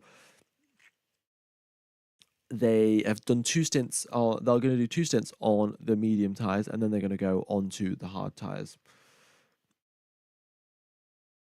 Tires are dropping. Hamilton has just said front right is dead. Mercedes were hoping that they could go to maybe lap number 30 on this set of tires. So Hamilton's still got 10 laps to do on this set, which is pretty worn out according to him. Now, if you've been watching Formula One for quite a while, especially when Hamilton was dominating, you'll know when Hamilton comes over the radio to say his tyres are dead, you don't really believe him. So we'll keep an eye on his lap times, and then we'll see what he can do.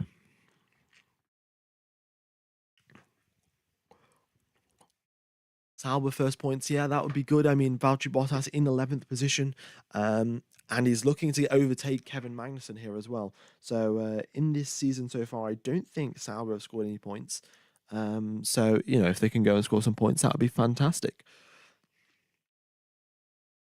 Yep. Sauber with no points, Williams with no points, and Alpine with no points so far in the season. So if Sauber can go and score some points, that would be great.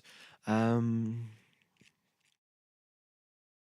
tire deg must be worse than they expected. This is the thing. They did come over the radio to say the medium tire deg was worse than expected. But they didn't. Well, they specified the mediums. They didn't just say everyone's tire wear is worse than expected. So yeah, it's interesting. Oh, Carlos Sainz has just overtaken Lewis Hamilton here. Um, has he? Yeah, he had round the outside of 200R. 200R is the name of turn number 12, the exit of the hairpin. Round the outside of 200R, some serious pace.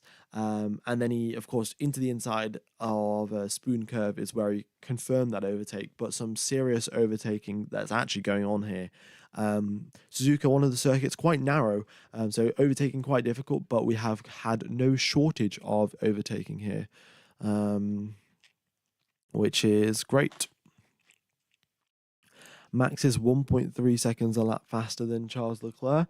Yeah, looking at the previous laps, that is exactly correct, and that is quite ridiculous to be honest. 1.3 seconds over one of your competitors. Admittedly, Verstappen is on 3-lap-old mediums and Leclerc is on 18-lap-old mediums, so that plays a pretty big impact. But nevertheless, quite a big pace difference between those two drivers. And we'll wait and see, what does Charles Leclerc do? Does he get immediately overtaken here by Max Verstappen, or is there a little bit of a fight between them? The DRS flap is activated. Max Verstappen approaches 320 kilometers an hour. Verstappen, yeah, just goes around the outside. Leclerc doesn't try to fight it. He knows there's no point.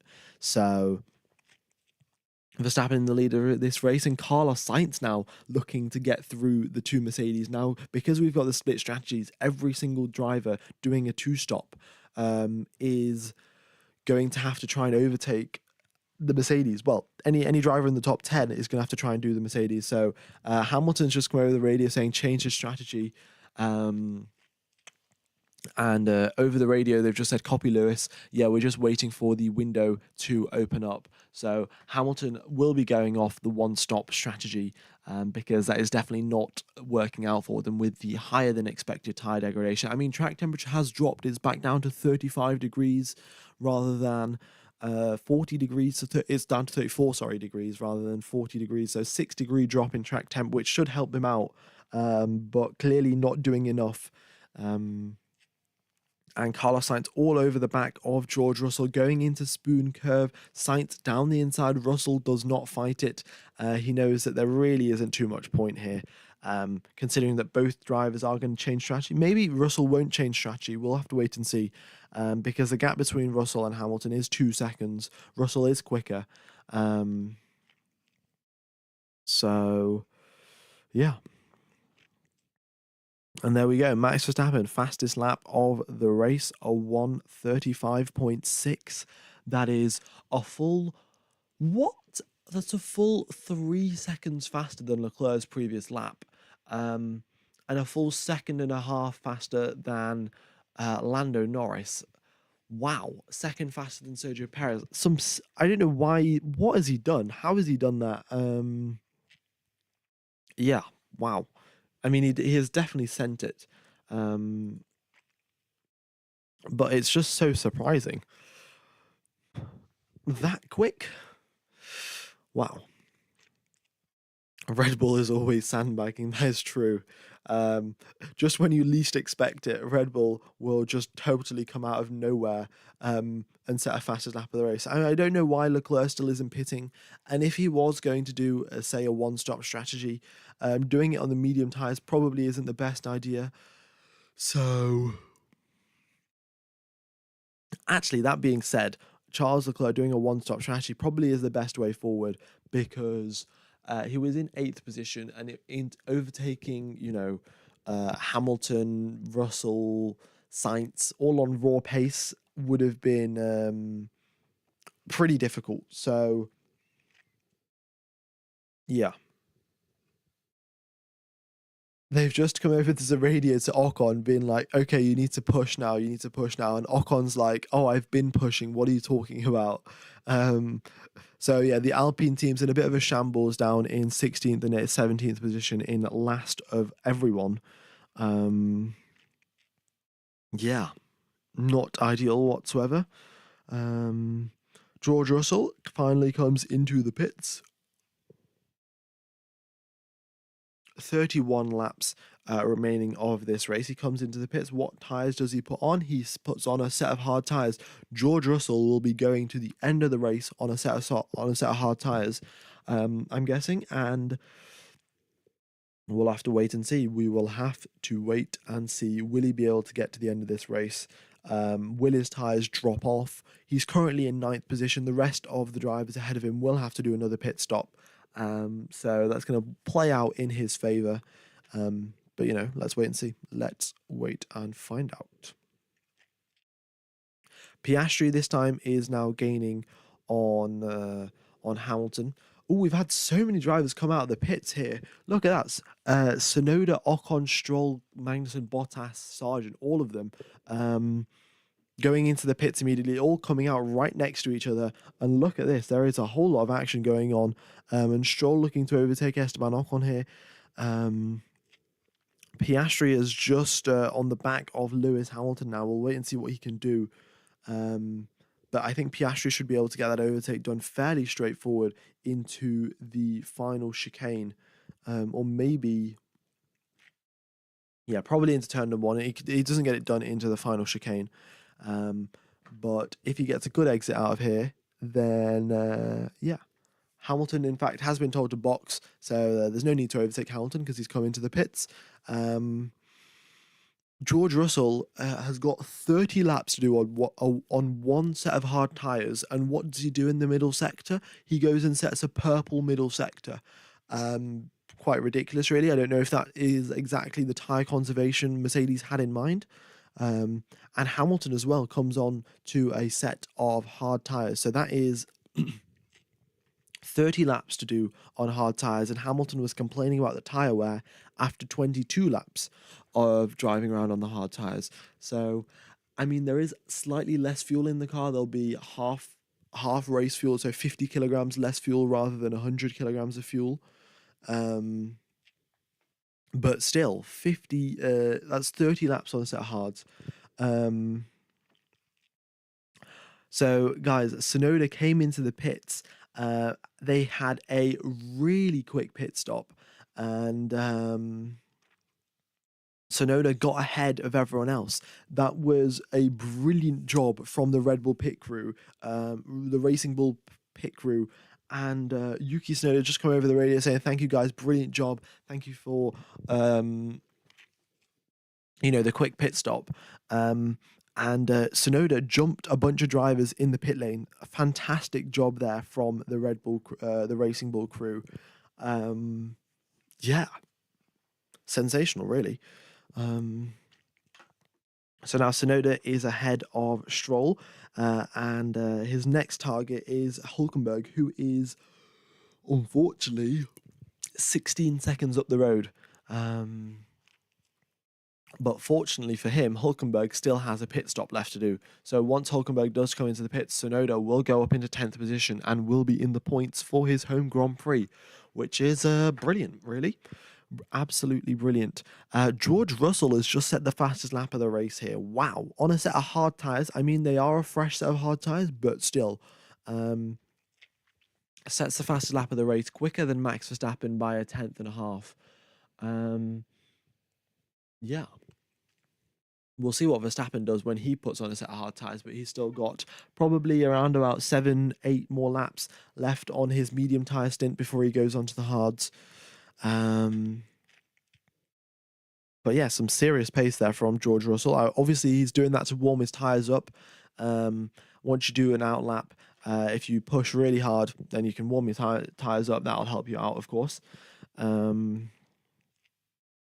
So yeah, Charles Leclerc now under pressure from Sergio Perez. It should be a fairly straightforward overtake there, considering Leclerc has got he's done 24 laps on medium tyres, and they still haven't brought him into the pits. which is crazy. The current speed trap record is Sonoda with the fastest out of everyone, 308 kilometers through the speed trap, quicker than the two Hasses in second and third position. Um,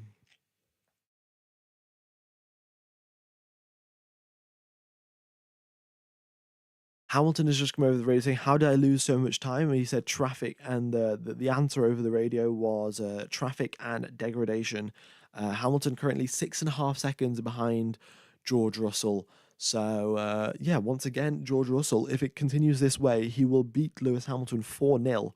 4-0 in the Grand Prix. Oh, one of the Ferraris has gone wide. Charles Leclerc, struggling with tyre wear, goes onto the gravel on the exit of Degner 2, one of the hardest corners on this circuit to not go wide on. And Charles Leclerc has done exactly that. Now he's under pressure from Lando Norris as well. He's got a little bit of dust and dirt on his tyres. That will be cleared up quite quickly. But yeah, I don't know why Ferrari haven't brought him into the pits. There's 28 laps left. If he's done 24 laps on a set of medium tyres, I'm sure he can do 28 laps on a set of hards. Norris is over the radio, probably complaining about an unsafe re-entry or something from Charles Leclerc. But you know, I don't think the FIA will pay much attention to that. And yeah, if they don't bring Leclerc in on this lap, I don't know what they're doing, because Ferrari, that would be yeah, there we go. Charles Leclerc into the pits. And Lando Norris follows him in. Charles Leclerc locks up on the entry to the pit lane. Lando Norris, why has he come into the pits? I thought his strategy was go to the end of the. Oh no, Lando Norris was coming in for a pit stop anyway. Oh, this is an opportunity for McLaren to jump the Ferraris in the pits here. Both drivers get a very quick pit stop. 2.4 seconds for Leclerc, 2.6 seconds for Lando Norris, and they hold position coming out of the pits now. Will they stay ahead of? Will they come ahead of George Russell? Yes, they will. Charles Leclerc ahead of George Russell. Lando Norris behind him. It was so tight. And Charles Leclerc just manages to stay ahead of George Russell, which is a brilliant job. And Leclerc now 27 laps to go to the end of this race on one set of hard tyres. The same for Lando Norris. This is going to be a tall order for all of these drivers here well, 6th, 7th, 8th, and 9th position to hold on to those tyres right to the end of this race. We've had higher than expected tyre degradation today because of the high temperatures, really. Yeah, and just looking at the replay here of Charles Leclerc, he just goes wide, doesn't knock off enough speed on the brakes going into Degner 2, then goes wide onto the AstroTurf, onto the gravel, loses the position to Perez straight away, and then comes under pressure from Lando Norris as well. Why did Lando come in? Lando was scheduled to come in anyway, and they didn't want to get undercut by the Ferraris, so that is why Lando Norris followed Charles Leclerc into the pits, because if Leclerc comes into the pits, he'll come out of the pits on a fresh set of hards and then start doing like fastest lap of the race, or like some really quick laps essentially to heat the hards up, and then Lando Norris will lose out. So that's why Lando Norris followed Charles Leclerc into the pits. All right, Norris now attacking George Russell here. 4/10 is the gap into turn number 1. Norris swoops around the outside, and George Russell, there is nothing he can do about it. And this is just pure pace, right? Russell 5-lap old hard tires, Norris 1-lap old hard tires. They're pretty even in terms of race pace. And we've got Lando Norris, who is who's just overtaken George Russell. So a solid job there. And now we'll wait and see what he can do in terms of overtaking Charles Leclerc. Okie dokes. Hopefully you guys are enjoying the coverage. And if you are, then be sure to hit the like button and subscribe. I do commentate all of the Formula One races from all of the F1 races, all of the commentaries, everything like that. So if you are interested, then of course go ahead and subscribe. Yeah.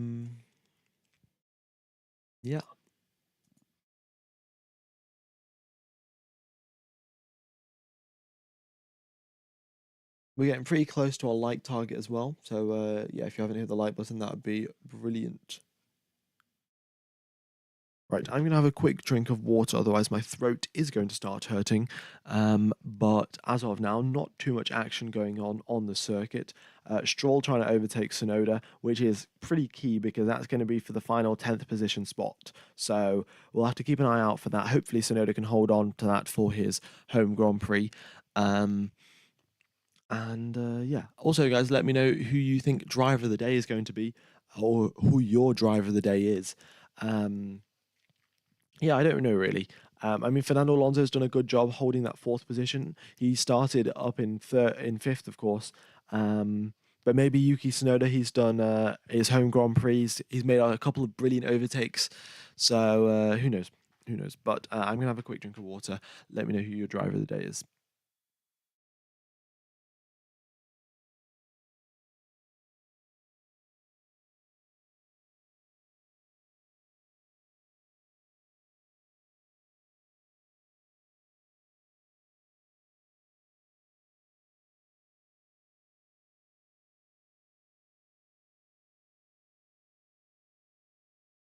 Yeah, Charles Leclerc for driver of the day. I mean, considering he did 24 laps on medium tires, that's a pretty good job there from Charles Leclerc.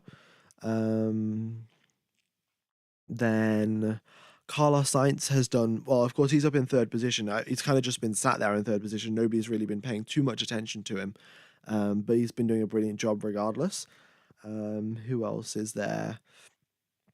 Daniel Ricciardo, of course. I mean, Daniel Ricciardo. He's been driving basically the entire race. What a brilliant job from Daniel Ricciardo. Um, yeah. What happened with Albon? Both Ricardo and Albon crashed into each other, so that's why I was being a little bit sarcastic, saying Ricardo's driver of the day. But yeah, that's what happened between those two. Right, lap number 30 of 53. 24 laps remain of this Grand Prix. Yeah.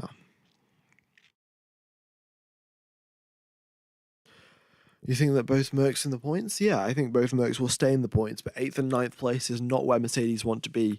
Yeah, McLaren have really been on an upward trajectory here, and they have well secured probably the third quickest car after Ferrari. Um,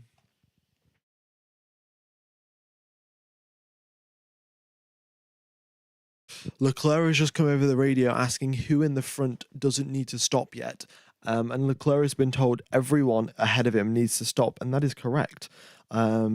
Verstappen, Perez, Sainz, Alonso, and Piastri all cannot go to the end of the race on the current set of tyres that they do have. So everyone is going to have to do another pit stop, and we'll probably wait and we'll wait and see what happens there.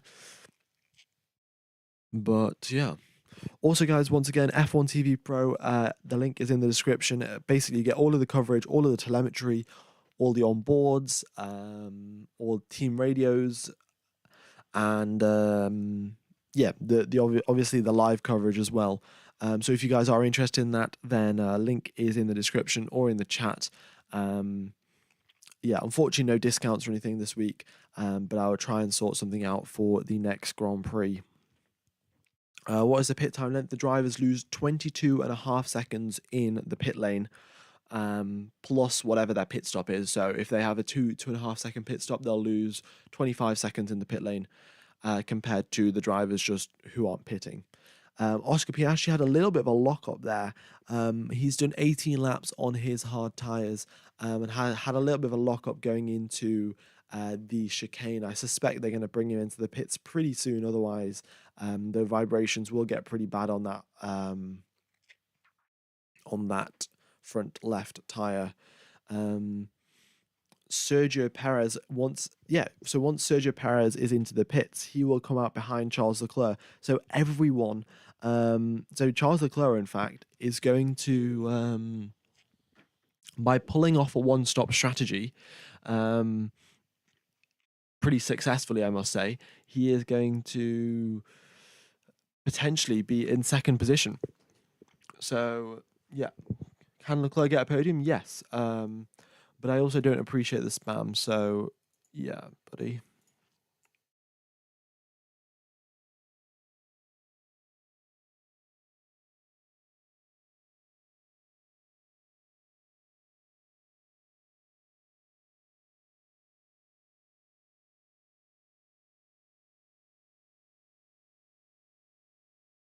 Okie dokes. Yeah. All right. So we'll just wait and see then. Everyone in the top five is gonna have to pit anyway. So when Perez pits, he'll come out behind Leclerc. When Sainz pits, he'll come out behind Norris and Leclerc, potentially even Russell. So there's still quite a lot of action remaining in this race, because once the top five come into the pits, they're going to be trying to make their way back ahead of them, and there's going to be a squabbling for position. Like, this is not going to be for net race lead or whatever, like, or just getting through traffic. This is going to be actual overtaking for actual positions at the end of this race. So, um, you know, it's a little bit boring as of now, but as soon as these pit stops happen, we're going to get a whole lot more action. And Charles Leclerc has got DRS on Oscar Piastri, making it exciting for us already. And Nico Hulkenberg here as well. Charles Leclerc gets ahead of Oscar Piastri, because Piastri dives into the pits. The first of the top five to come into the pits is Oscar Piastri. He's done 20 laps on his hard tyres. And he will have 21 laps to do on his next set of hard tyres. Russell has just come over the radio. Russell has just come over the radio and said a lot of turbulence on this back straight. My helmet is flying off my head. Quite an interesting statement. I haven't really considered that there'd be a lot of turbulence. Maybe that's an issue with the Mercedes car. You know, they've got turbulence on the drivers' helmets. We'll have to wait and see. But there we go. Charles Leclerc up into P5 now after Oscar Piastri has come into the pits.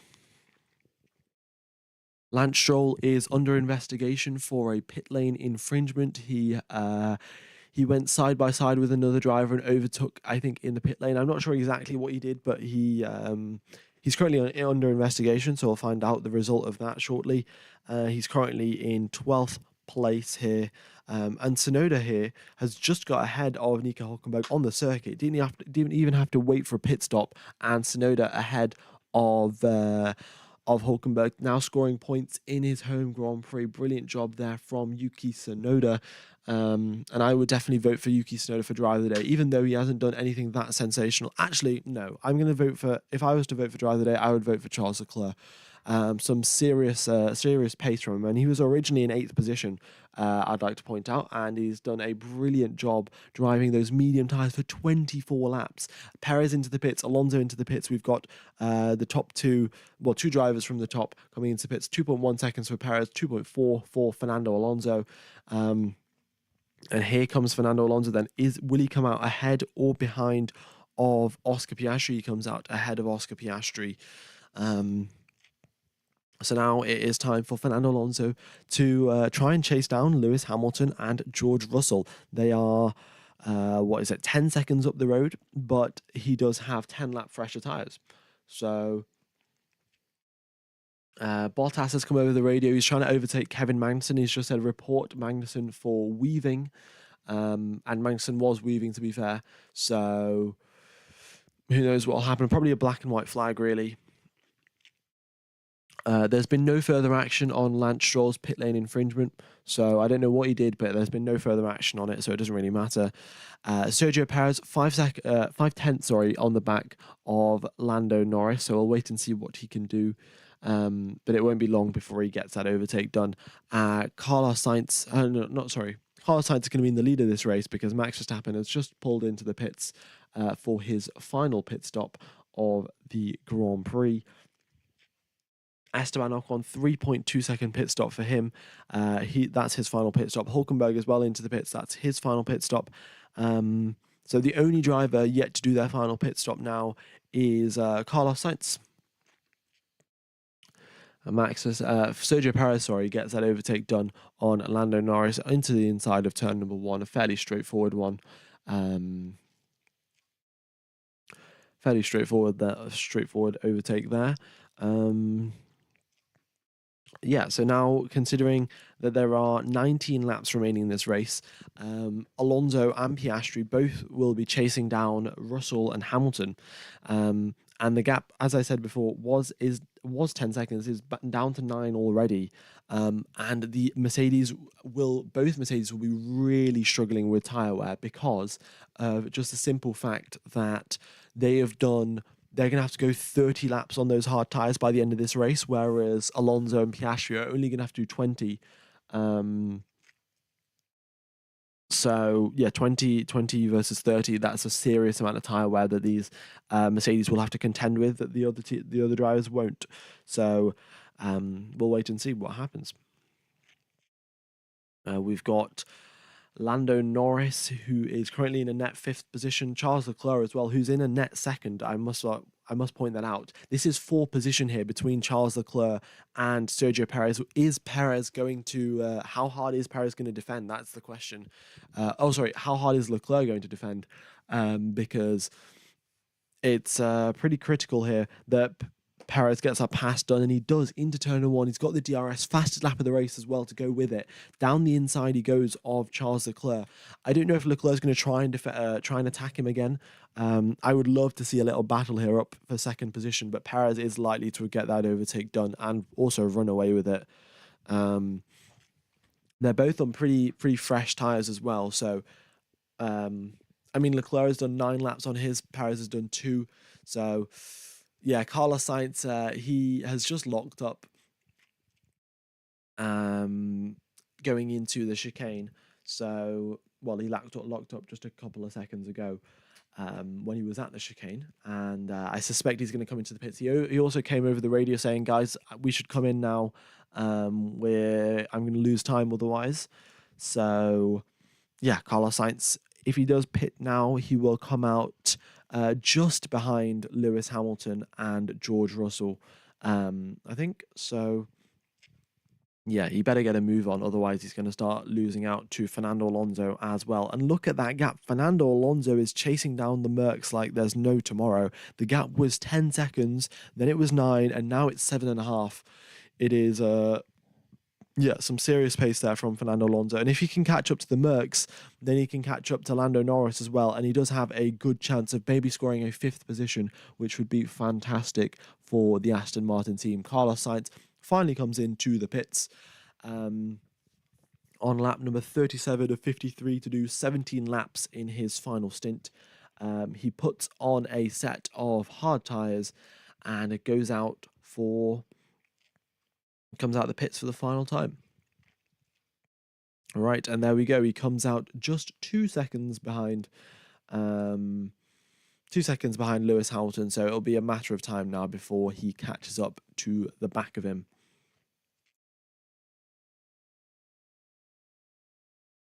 Okie dokes.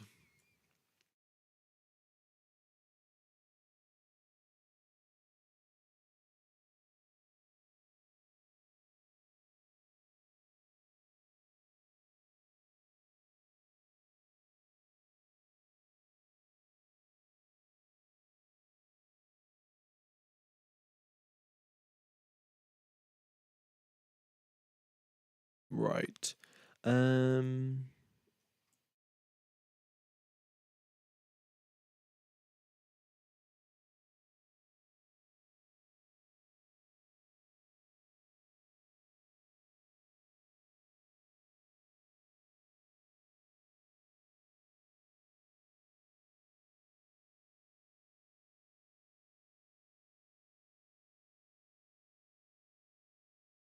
Right.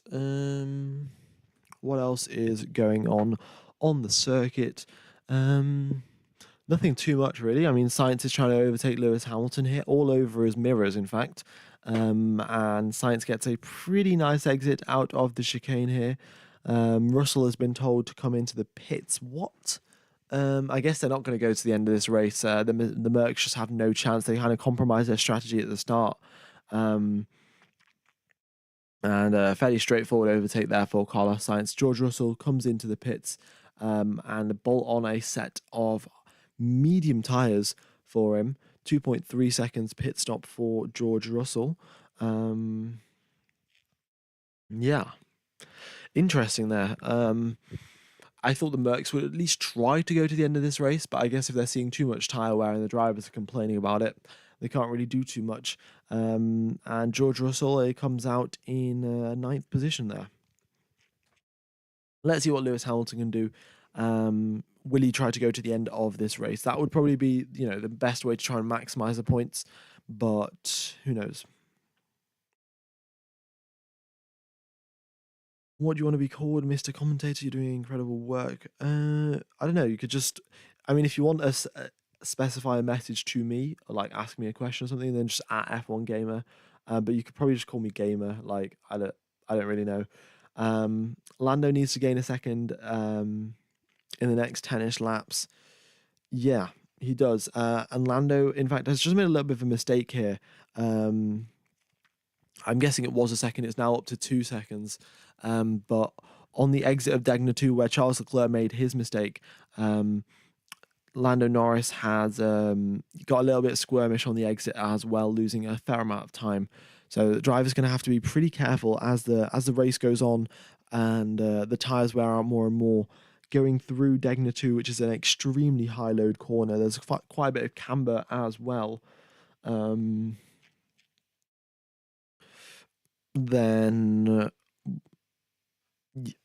I totally forgot what I was going to say. Apologies. They've come over the radio to Lewis Hamilton asking whether we should extend the stint or not. Hamilton said that his tyres are good, so he should be able to go a little bit longer. We'll wait and see. 15 laps remain, so maybe he can just go to the end of the race.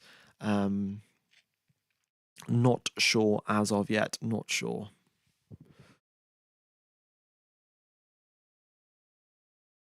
Right. Max Verstappen hasn't lapped anyone as of yet. Oh no, sorry, he has. He's lapped Ocon, and he's lapped Gasly. But they're coming up to lap traffic now on lap number 39 of lap number 40 of 53. So quite late in the race to actually come up on lap traffic, which is good. Competition is getting closer and closer. The gap between Oscar Piastri and Fernando Alonso is under 1 second here, and Alonso under pressure from the McLarens. The McLarens seem to have the quicker car, but of course Fernando Alonso is a very quick driver. So we'll wait and see what happens. Hamilton has been told over the radio to box as well. So Alonso, he caught up to the back of Hamilton, but Hamilton into the pits now. And he is under lots and lots of pressure from Oscar Piastri.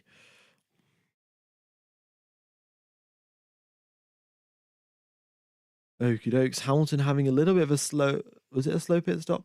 3.3 seconds. Not that slow. But they put him on a set of mediums for the final 14 laps of this race. Yeah. And just look at this gap, the gap between Lewis Hamilton, who's in 9th position, the gap between Yuki Tsunoda, who's in 10th, 17 seconds, an absolutely enormous gap between 9th and 10th place. And it kind of just goes to show you the top 5, well, I guess the top 4 sort of, the Red Bull, the Ferraris, the Mercs, and the McLarens, plus Fernando Alonso sometimes, compared to the rest of the grid, there is quite a big spread in terms of pace there. So yeah. F1 Gamer, what's your Insta? My Insta is F1_Gamer_5. I don't really post much there, but if you guys want to message me or anything, then feel free to do so. I don't check them that often, but probably at the end of each race I'll check them. So yeah, F1_Gamer_5. What else was I going to say? Oh yeah, F1 TV Pro. If you guys want it, links in the description. All of the coverage, all of the telemetry, all the onboards, team radios, tech talks. There's a bunch of like extra stuff, like all of the upgrades and everything.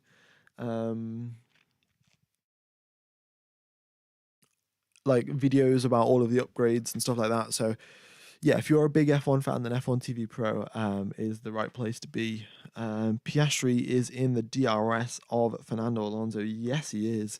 And he is getting chased down now. Is Fernando Alonso. We'll wait and see if Alonso can hold him back.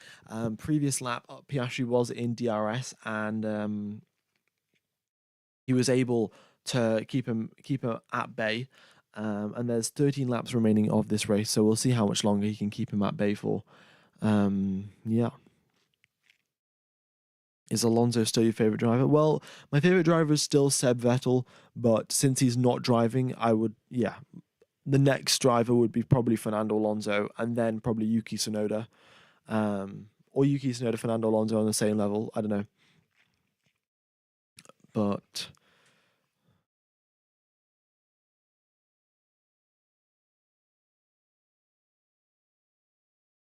Hamilton has just asked over the radio what's the gap ahead. And they've been told 8.5 seconds. And the engineers have just told him, oh yeah, we lost a little bit of time on the in lap. So Hamilton really just having a bad weekend. He had a good qualifying, but then just more and more on the back foot. Ooh, we have a yellow flag. Logan Sargent is off on Degner 2. I don't know how big this crash is, but Logan Sargent, Degner 2, one of the hardest corners on this circuit. And Logan Sargent is stopped on the side. Let's wait and see what it is. The yellow flag is being waved, and it looks like the gravel has got a bit of. He's reversing out of the gravel. Is Logan Sargent? He reverses out of the gravel. There is Fernando Alonso, who gets past him, but Logan Sargent now, with a pretty dusty and gravelly Williams, is back onto the circuit. So only a yellow flag there. For Logan Sargent, hasn't crashed the car, managed to stop it in time in the gravel. But the Williams pit crew getting ready for a pit stop because I think the tyres are damaged beyond repair. So we're just watching the replay here. He goes into Degner 1 just fine, hits the brakes, and then locks the inside front, and just locks the inside front and then doesn't unlock it. So it just goes straight off into the gravel. And a pretty severe flat spot as well. So he's coming into the pits. Okie dokes. Lap number 11. That little incident there with Logan Sargent has helped extend the gap between Alonso and Piastri. Previously, Piastri was in DRS range. Now he is no longer in DRS range. Which is great to see. And here they go then, on to Logan Sargent back out onto the circuit. Sainz is on fresher tyres than Lando. Yes, that is true. Only 10 lap fresher tyres, so Sainz has a good chance to overtake here, and it could be a Ferrari 3-4. So let's keep an eye on this then. As they go into Spoon Curve, Lando Norris is doing pretty nicely, but Carlos Sainz is hot on his heels.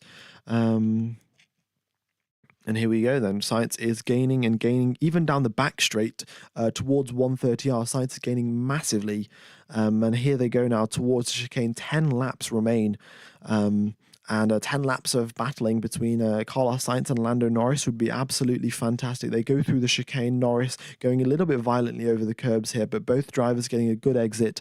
Sainz is chasing him down right in the slipstream, DRS wide open, approaching 320 kilometers an hour. Down the main straight he goes, and a fairly straightforward overtake there for Carlos Sainz. Now we'll wait and see if Lando Norris can hold on to the back of Carlos Sainz, or is he going to just get absolutely dropped? That's the question. Oscar Piastri is chasing down Fernando Alonso with 6 tenths is the gap between those two drivers, and we'll wait and see what happens there. What Oscar Piastri can do, and Lando Norris here, oh, he's locked up, and that's what caused it for him to catch up. Lando Norris locking up into the hairpin on the previous lap, and that gave it all away, and Carlos Sainz was just a little bit too close. And that just goes to show Lando Norris done 17 laps on those tyres. He's still got another 10 laps left to go. He's going to have to be wary of tyre wear. Otherwise, he could even be under threat from Fernando Alonso, who's currently in 6th position. Yeah, but Fernando Alonso's got his own things to focus on. He's got to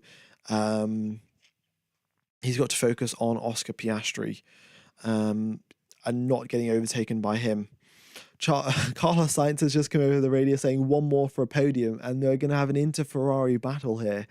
Sainz in 4th and Charles Leclerc in 3rd. Leclerc on 17-lap old hard tyres, Sainz on 8-lap old hard tyres. They have got over the radio to Charles Leclerc. What are they going to be saying? What is Leclerc going to be saying? Currently, the driver of the day split. 20% of the vote goes to Charles Leclerc, 14% to Yuki Tsunoda, 11% to Lando Norris. Let's wait and see, though. What can Carlos Sainz do? Is there going to be team orders down at Ferrari? Are they just going to switch around, not fight each other? I would love to see a nice battle between the two Ferrari teammates. And yeah, Sainz is in the DRS of Charles Leclerc. And so is Oscar Piastri in the DRS of Fernando Alonso. But he seems to just be in the DRS, not gaining whatsoever, not being able to get that advantage. Let's wait and see what happens. We have 9 laps remaining. We're on lap number 45 of 53. 9 laps left of this race. And let's wait and see. Okie dokes. Leclerc has done 25 laps on the mediums. I think their hards can go to the end. Yeah, Leclerc's hards can definitely go to the end. I don't know about McLaren's, because McLaren's had some pretty bad tyre wear. So we'll have to wait and see. And looks like there isn't any sort of team orders going on at Mercedes here. Not Mercedes, Ferrari. And both drivers seem to be racing for it. So DRS flap is wide open from Carlos Sainz. Sainz is Leclerc goes defensive, Sainz round the outside, Sainz with the extra speed and tries to make that overtake. Leclerc still tries to fight it, though. Through turn number 2, it is very close, but Leclerc has to compromise his line there to not collide with his teammate, and nicely done as well. I think it would have been pretty difficult to hold your teammate back with a when he's on 10-lap fresher tyres, and that puts him up onto the podium positions for Carlos Sainz. Nicely done. Yeah.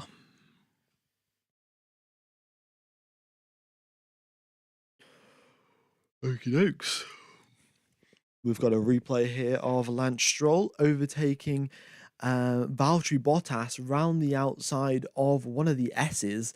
That is another overtake that Yuki Tsunoda pulled off, and a brilliant job there from Lance Stroll. Any overtakes in the first sector, in the S section in the first sector, are absolutely spectacular to watch. The drivers have to set them up through turn number 3, 4, 5, and then as they get through towards turn number 6, they can reap the rewards of the setting up process that they did a couple of corners ago. And it is, poetry in motion, really. Here comes Lance Stroll on Kevin Magnussen. He pulls off the exact same thing again. Lance Stroll once again overtook Valtteri Bottas round the outside of turn number 6, and he does it again on Kevin Magnussen. Some brilliant overtaking there from Lance Stroll. And we've just had Carlos Sainz set the fastest lap of the race. Definitely helped by the fact that he got a massive DRS and slipstream tow off his teammate in the first sector, because look at that, the first sector is the purple one, and the second and third sector are slower than personal best. So yeah,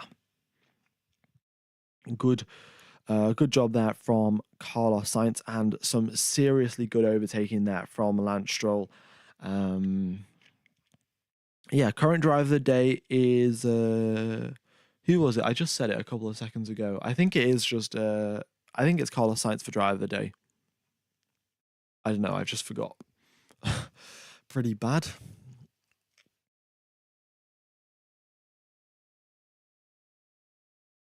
Oscar Piastri still in the DRS of Fernando Alonso. 6 laps remain.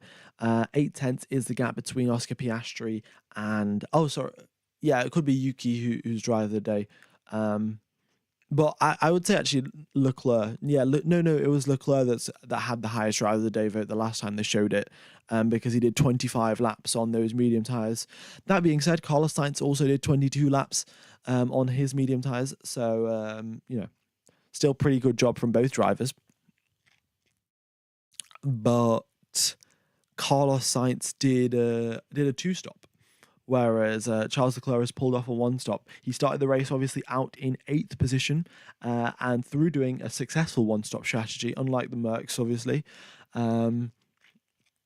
he's got his way up into 4th position, which is some seriously good driving there. He could be under threat from Lando Norris depending on the pace, but they're both on 21-lap-old medium tyres, 21-lap-old hard tyres, so he might just be able to hang in there till the end of this race. Stroll has just said over the radio, it's unbelievable how bad our speed is on the straight. It's like it's a different category. So it looks like the Aston Martins have bolted on a little bit more downforce than the rest of the pack. And that's why Stroll was able to overtake them round the outside in the S's probably. And that's why they're suffering down the straights as well.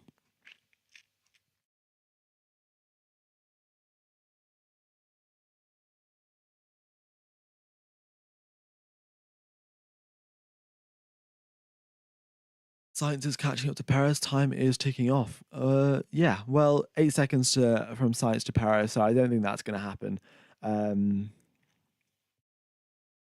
Yeah, but let's keep an eye out for everyone else.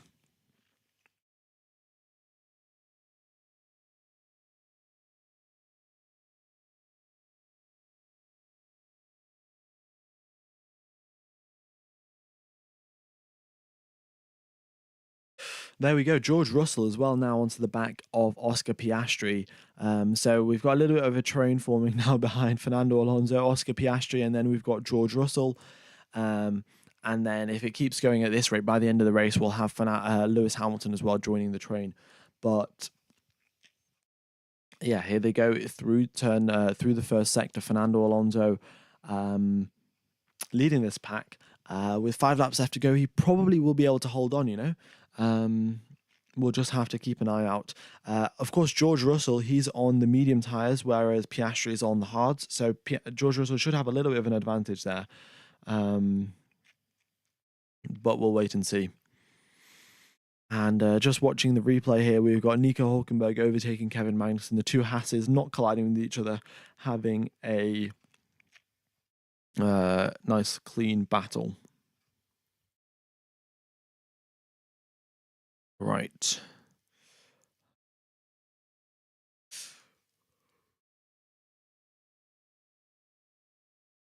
And just to point out the gap, we haven't had any fastest laps from Max Verstappen here. Normally we get Max Verstappen just setting fastest lap of the race every 5-6 laps, just to remind us of the fact that he's in the lead of this race. But no fastest laps from Max Verstappen. He's 11 seconds in the lead of this race. Yeah, I guess a pretty standard win for Max Verstappen, really. Oh my God, George Russell darts to the inside here of Oscar Piastri. Piastri takes the escape road, and I'm sure Russell is over the radio being like, oh, he went off the circuit and gained an advantage or whatever. But here they go into turn 1. Piastri looks to the inside. George Russell looks even further to the inside, and has to back out of it because there isn't enough space on the circuit. And Russell's going to be really annoyed about that. But what a move from him. From so far back, brake so late into the chicane. Yeah, well, I'm going to keep an eye out for this. But now, because Piastri and Russell are battling, Fernando Alonso's got a get out of jail free card here. He was under pressure from Piastri for the past 10 laps or so, but they've started squabbling now, and Fernando Alonso has dipped out of DRS range. Well, Piastri's dipped out of Fernando Alonso's DRS range. And just as I said, I literally said, like, what, 30 seconds ago, that Max Verstappen hasn't set a fastest lap of the race here. He's been kind of just driving away. He goes and sets the fastest lap of the race. I mean, this is like commentator's curse, but in reverse. That also just rhymed. That is it's pretty funny. Right. Oh, we've just hit 1,500 likes. Well, thank you very much for hitting the like button, guys. Hope you guys are enjoying the coverage.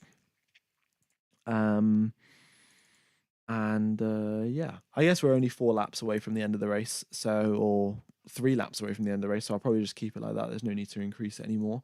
But of course, if you guys do want to hit the like button, that'd be fantastic. Piastri's over the radio saying he didn't give me anywhere to go. I had to cut the chicane, so fair enough. Piastri has also just been given another get out of jail free card here. They're both lapping traffic. They're lapping Pierre Gasly, and Oscar Piastri was given DRS by Pierre Gasly because you're allowed to get DRS from back markers.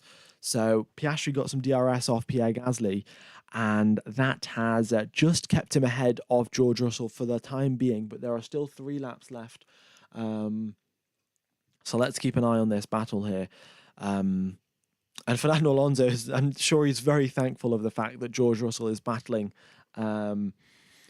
Oscar Piastri, because that's gonna secure his 6th position for him. Right, lap number 52 of 53. We are on the penultimate lap of the race. Yuki Tsunoda at his home Grand Prix is in the points. We've got a Red Bull 1-2, a Ferrari 3-4 as of right now. And then Lando Norris in P5, Fernando Alonso in 6th position, and a battle raging for 7th position between Piastri and George Russell. Here they come then, through 130R they go. Pretty easy corner nowadays in these cars, but braking now into the chicane. Oscar Piastri, does he have DRS on Fernando Alonso? Yes, he does. And Fernando Alonso, maybe this was a little bit tactical here from Fernando Alonso, I'm not sure, backing off a little bit, giving Piastri some DRS, meaning that Russell cannot get past, because Russell, if he gets past Piastri, he will get past Fernando Alonso. So Fernando Alonso being a little bit strategic here, saying, I'm going to slow down a little bit, give Piastri a little bit of DRS as to protect himself from George Russell. Yeah, I think he did back off a little bit, because I saw the gap. It went up to 1.5 seconds, and then it dropped back down to 0.8 of a second. So what can you say? Fernando Alonso, he's got all of the experience in the world, the most experienced Formula One driver, of course, and thinking on his feet here. On the final lap of the race, Max Verstappen starts the final lap. Everyone else still got 1 lap left to go.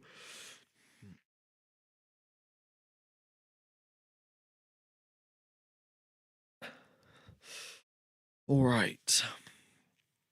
Red flags, lad. We need red flags. Yeah, I mean, if you guys watched the Russell thing from the Australian Grand Prix, it was pretty scary, because when the car was kind of facing towards the circuit, right? And if a car was going to go straight into George Russell, it would go straight underneath the car.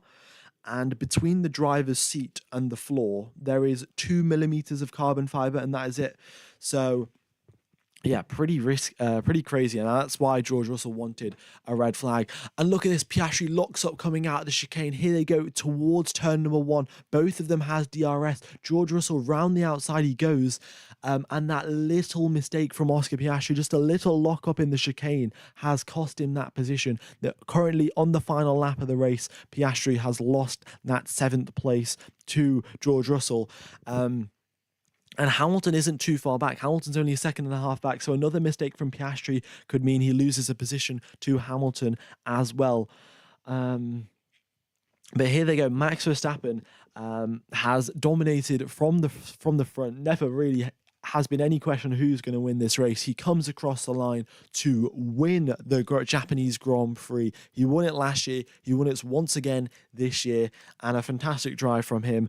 And Sergio Perez coming home in second position. Another Red Bull 1-2. Some serious domination from the team, and the team aren't even, celebrating that much. They're like, yes, we're who a Red Bull 1-2. We get it. Like, we do this basically every week now. Sainz comes home in third place. A brilliant job from him. And then we have Charles Leclerc and Lando Norris in fourth and fifth place. Then we have, of course, got Fernando Alonso in sixth, George Russell in seventh, Oscar Piastri in eighth, Lewis Hamilton in ninth, and Yuki Tsunoda in 10th at his home Grand Prix. The Japanese fans are extremely pleased about that. And Yuki Tsunoda doing a little bit of a victory lap here, driving around, waving around. Not a victory lap, but, obviously because he hasn't won, but he's driving around, waving to all of his fans. And Max Verstappen has won this Grand Prix. Yeah. Okie dokie. So that has been the Japanese Grand Prix, fellas. Hope you have enjoyed. I would definitely say driver of the day is Charles Leclerc. He's done a brilliant job. Yeah. I don't know what else really to say. Once again, if you do want F1 TV Pro, link is in the description. You can get it for the entire year basically. So you can get it now, and then it will last you to the third race of next season. Or if you're just interested in if you're not sure how interested you are in Formula One, you can get the monthly subscription. Yeah, that has been the Grand Prix, fellas. First, a Red Bull 1-2 with Carlos Sainz in third place, and Yuki Tsunoda at his home Grand Prix scoring some points for the first time ever. Yeah. Why the lap cars cannot battle out the final lap. The lap cars, if you've already been lapped, you stay once the lead driver has finished the race. You also finish the race if you're one lap behind them. Basically, because if you consider a scenario where Max Verstappen finishes the race and then the lap cars behind him continue on racing, Verstappen's going to be driving slowly because the race is finished for him, whereas the lap cars behind him are going to be like, oh, I got to go maximum attack, and Max Verstappen basically just becomes a moving chicane at that point, which is not what they want. So they say once the driver and the leaders finish the race, everyone else who comes across the finish line will also finish the race.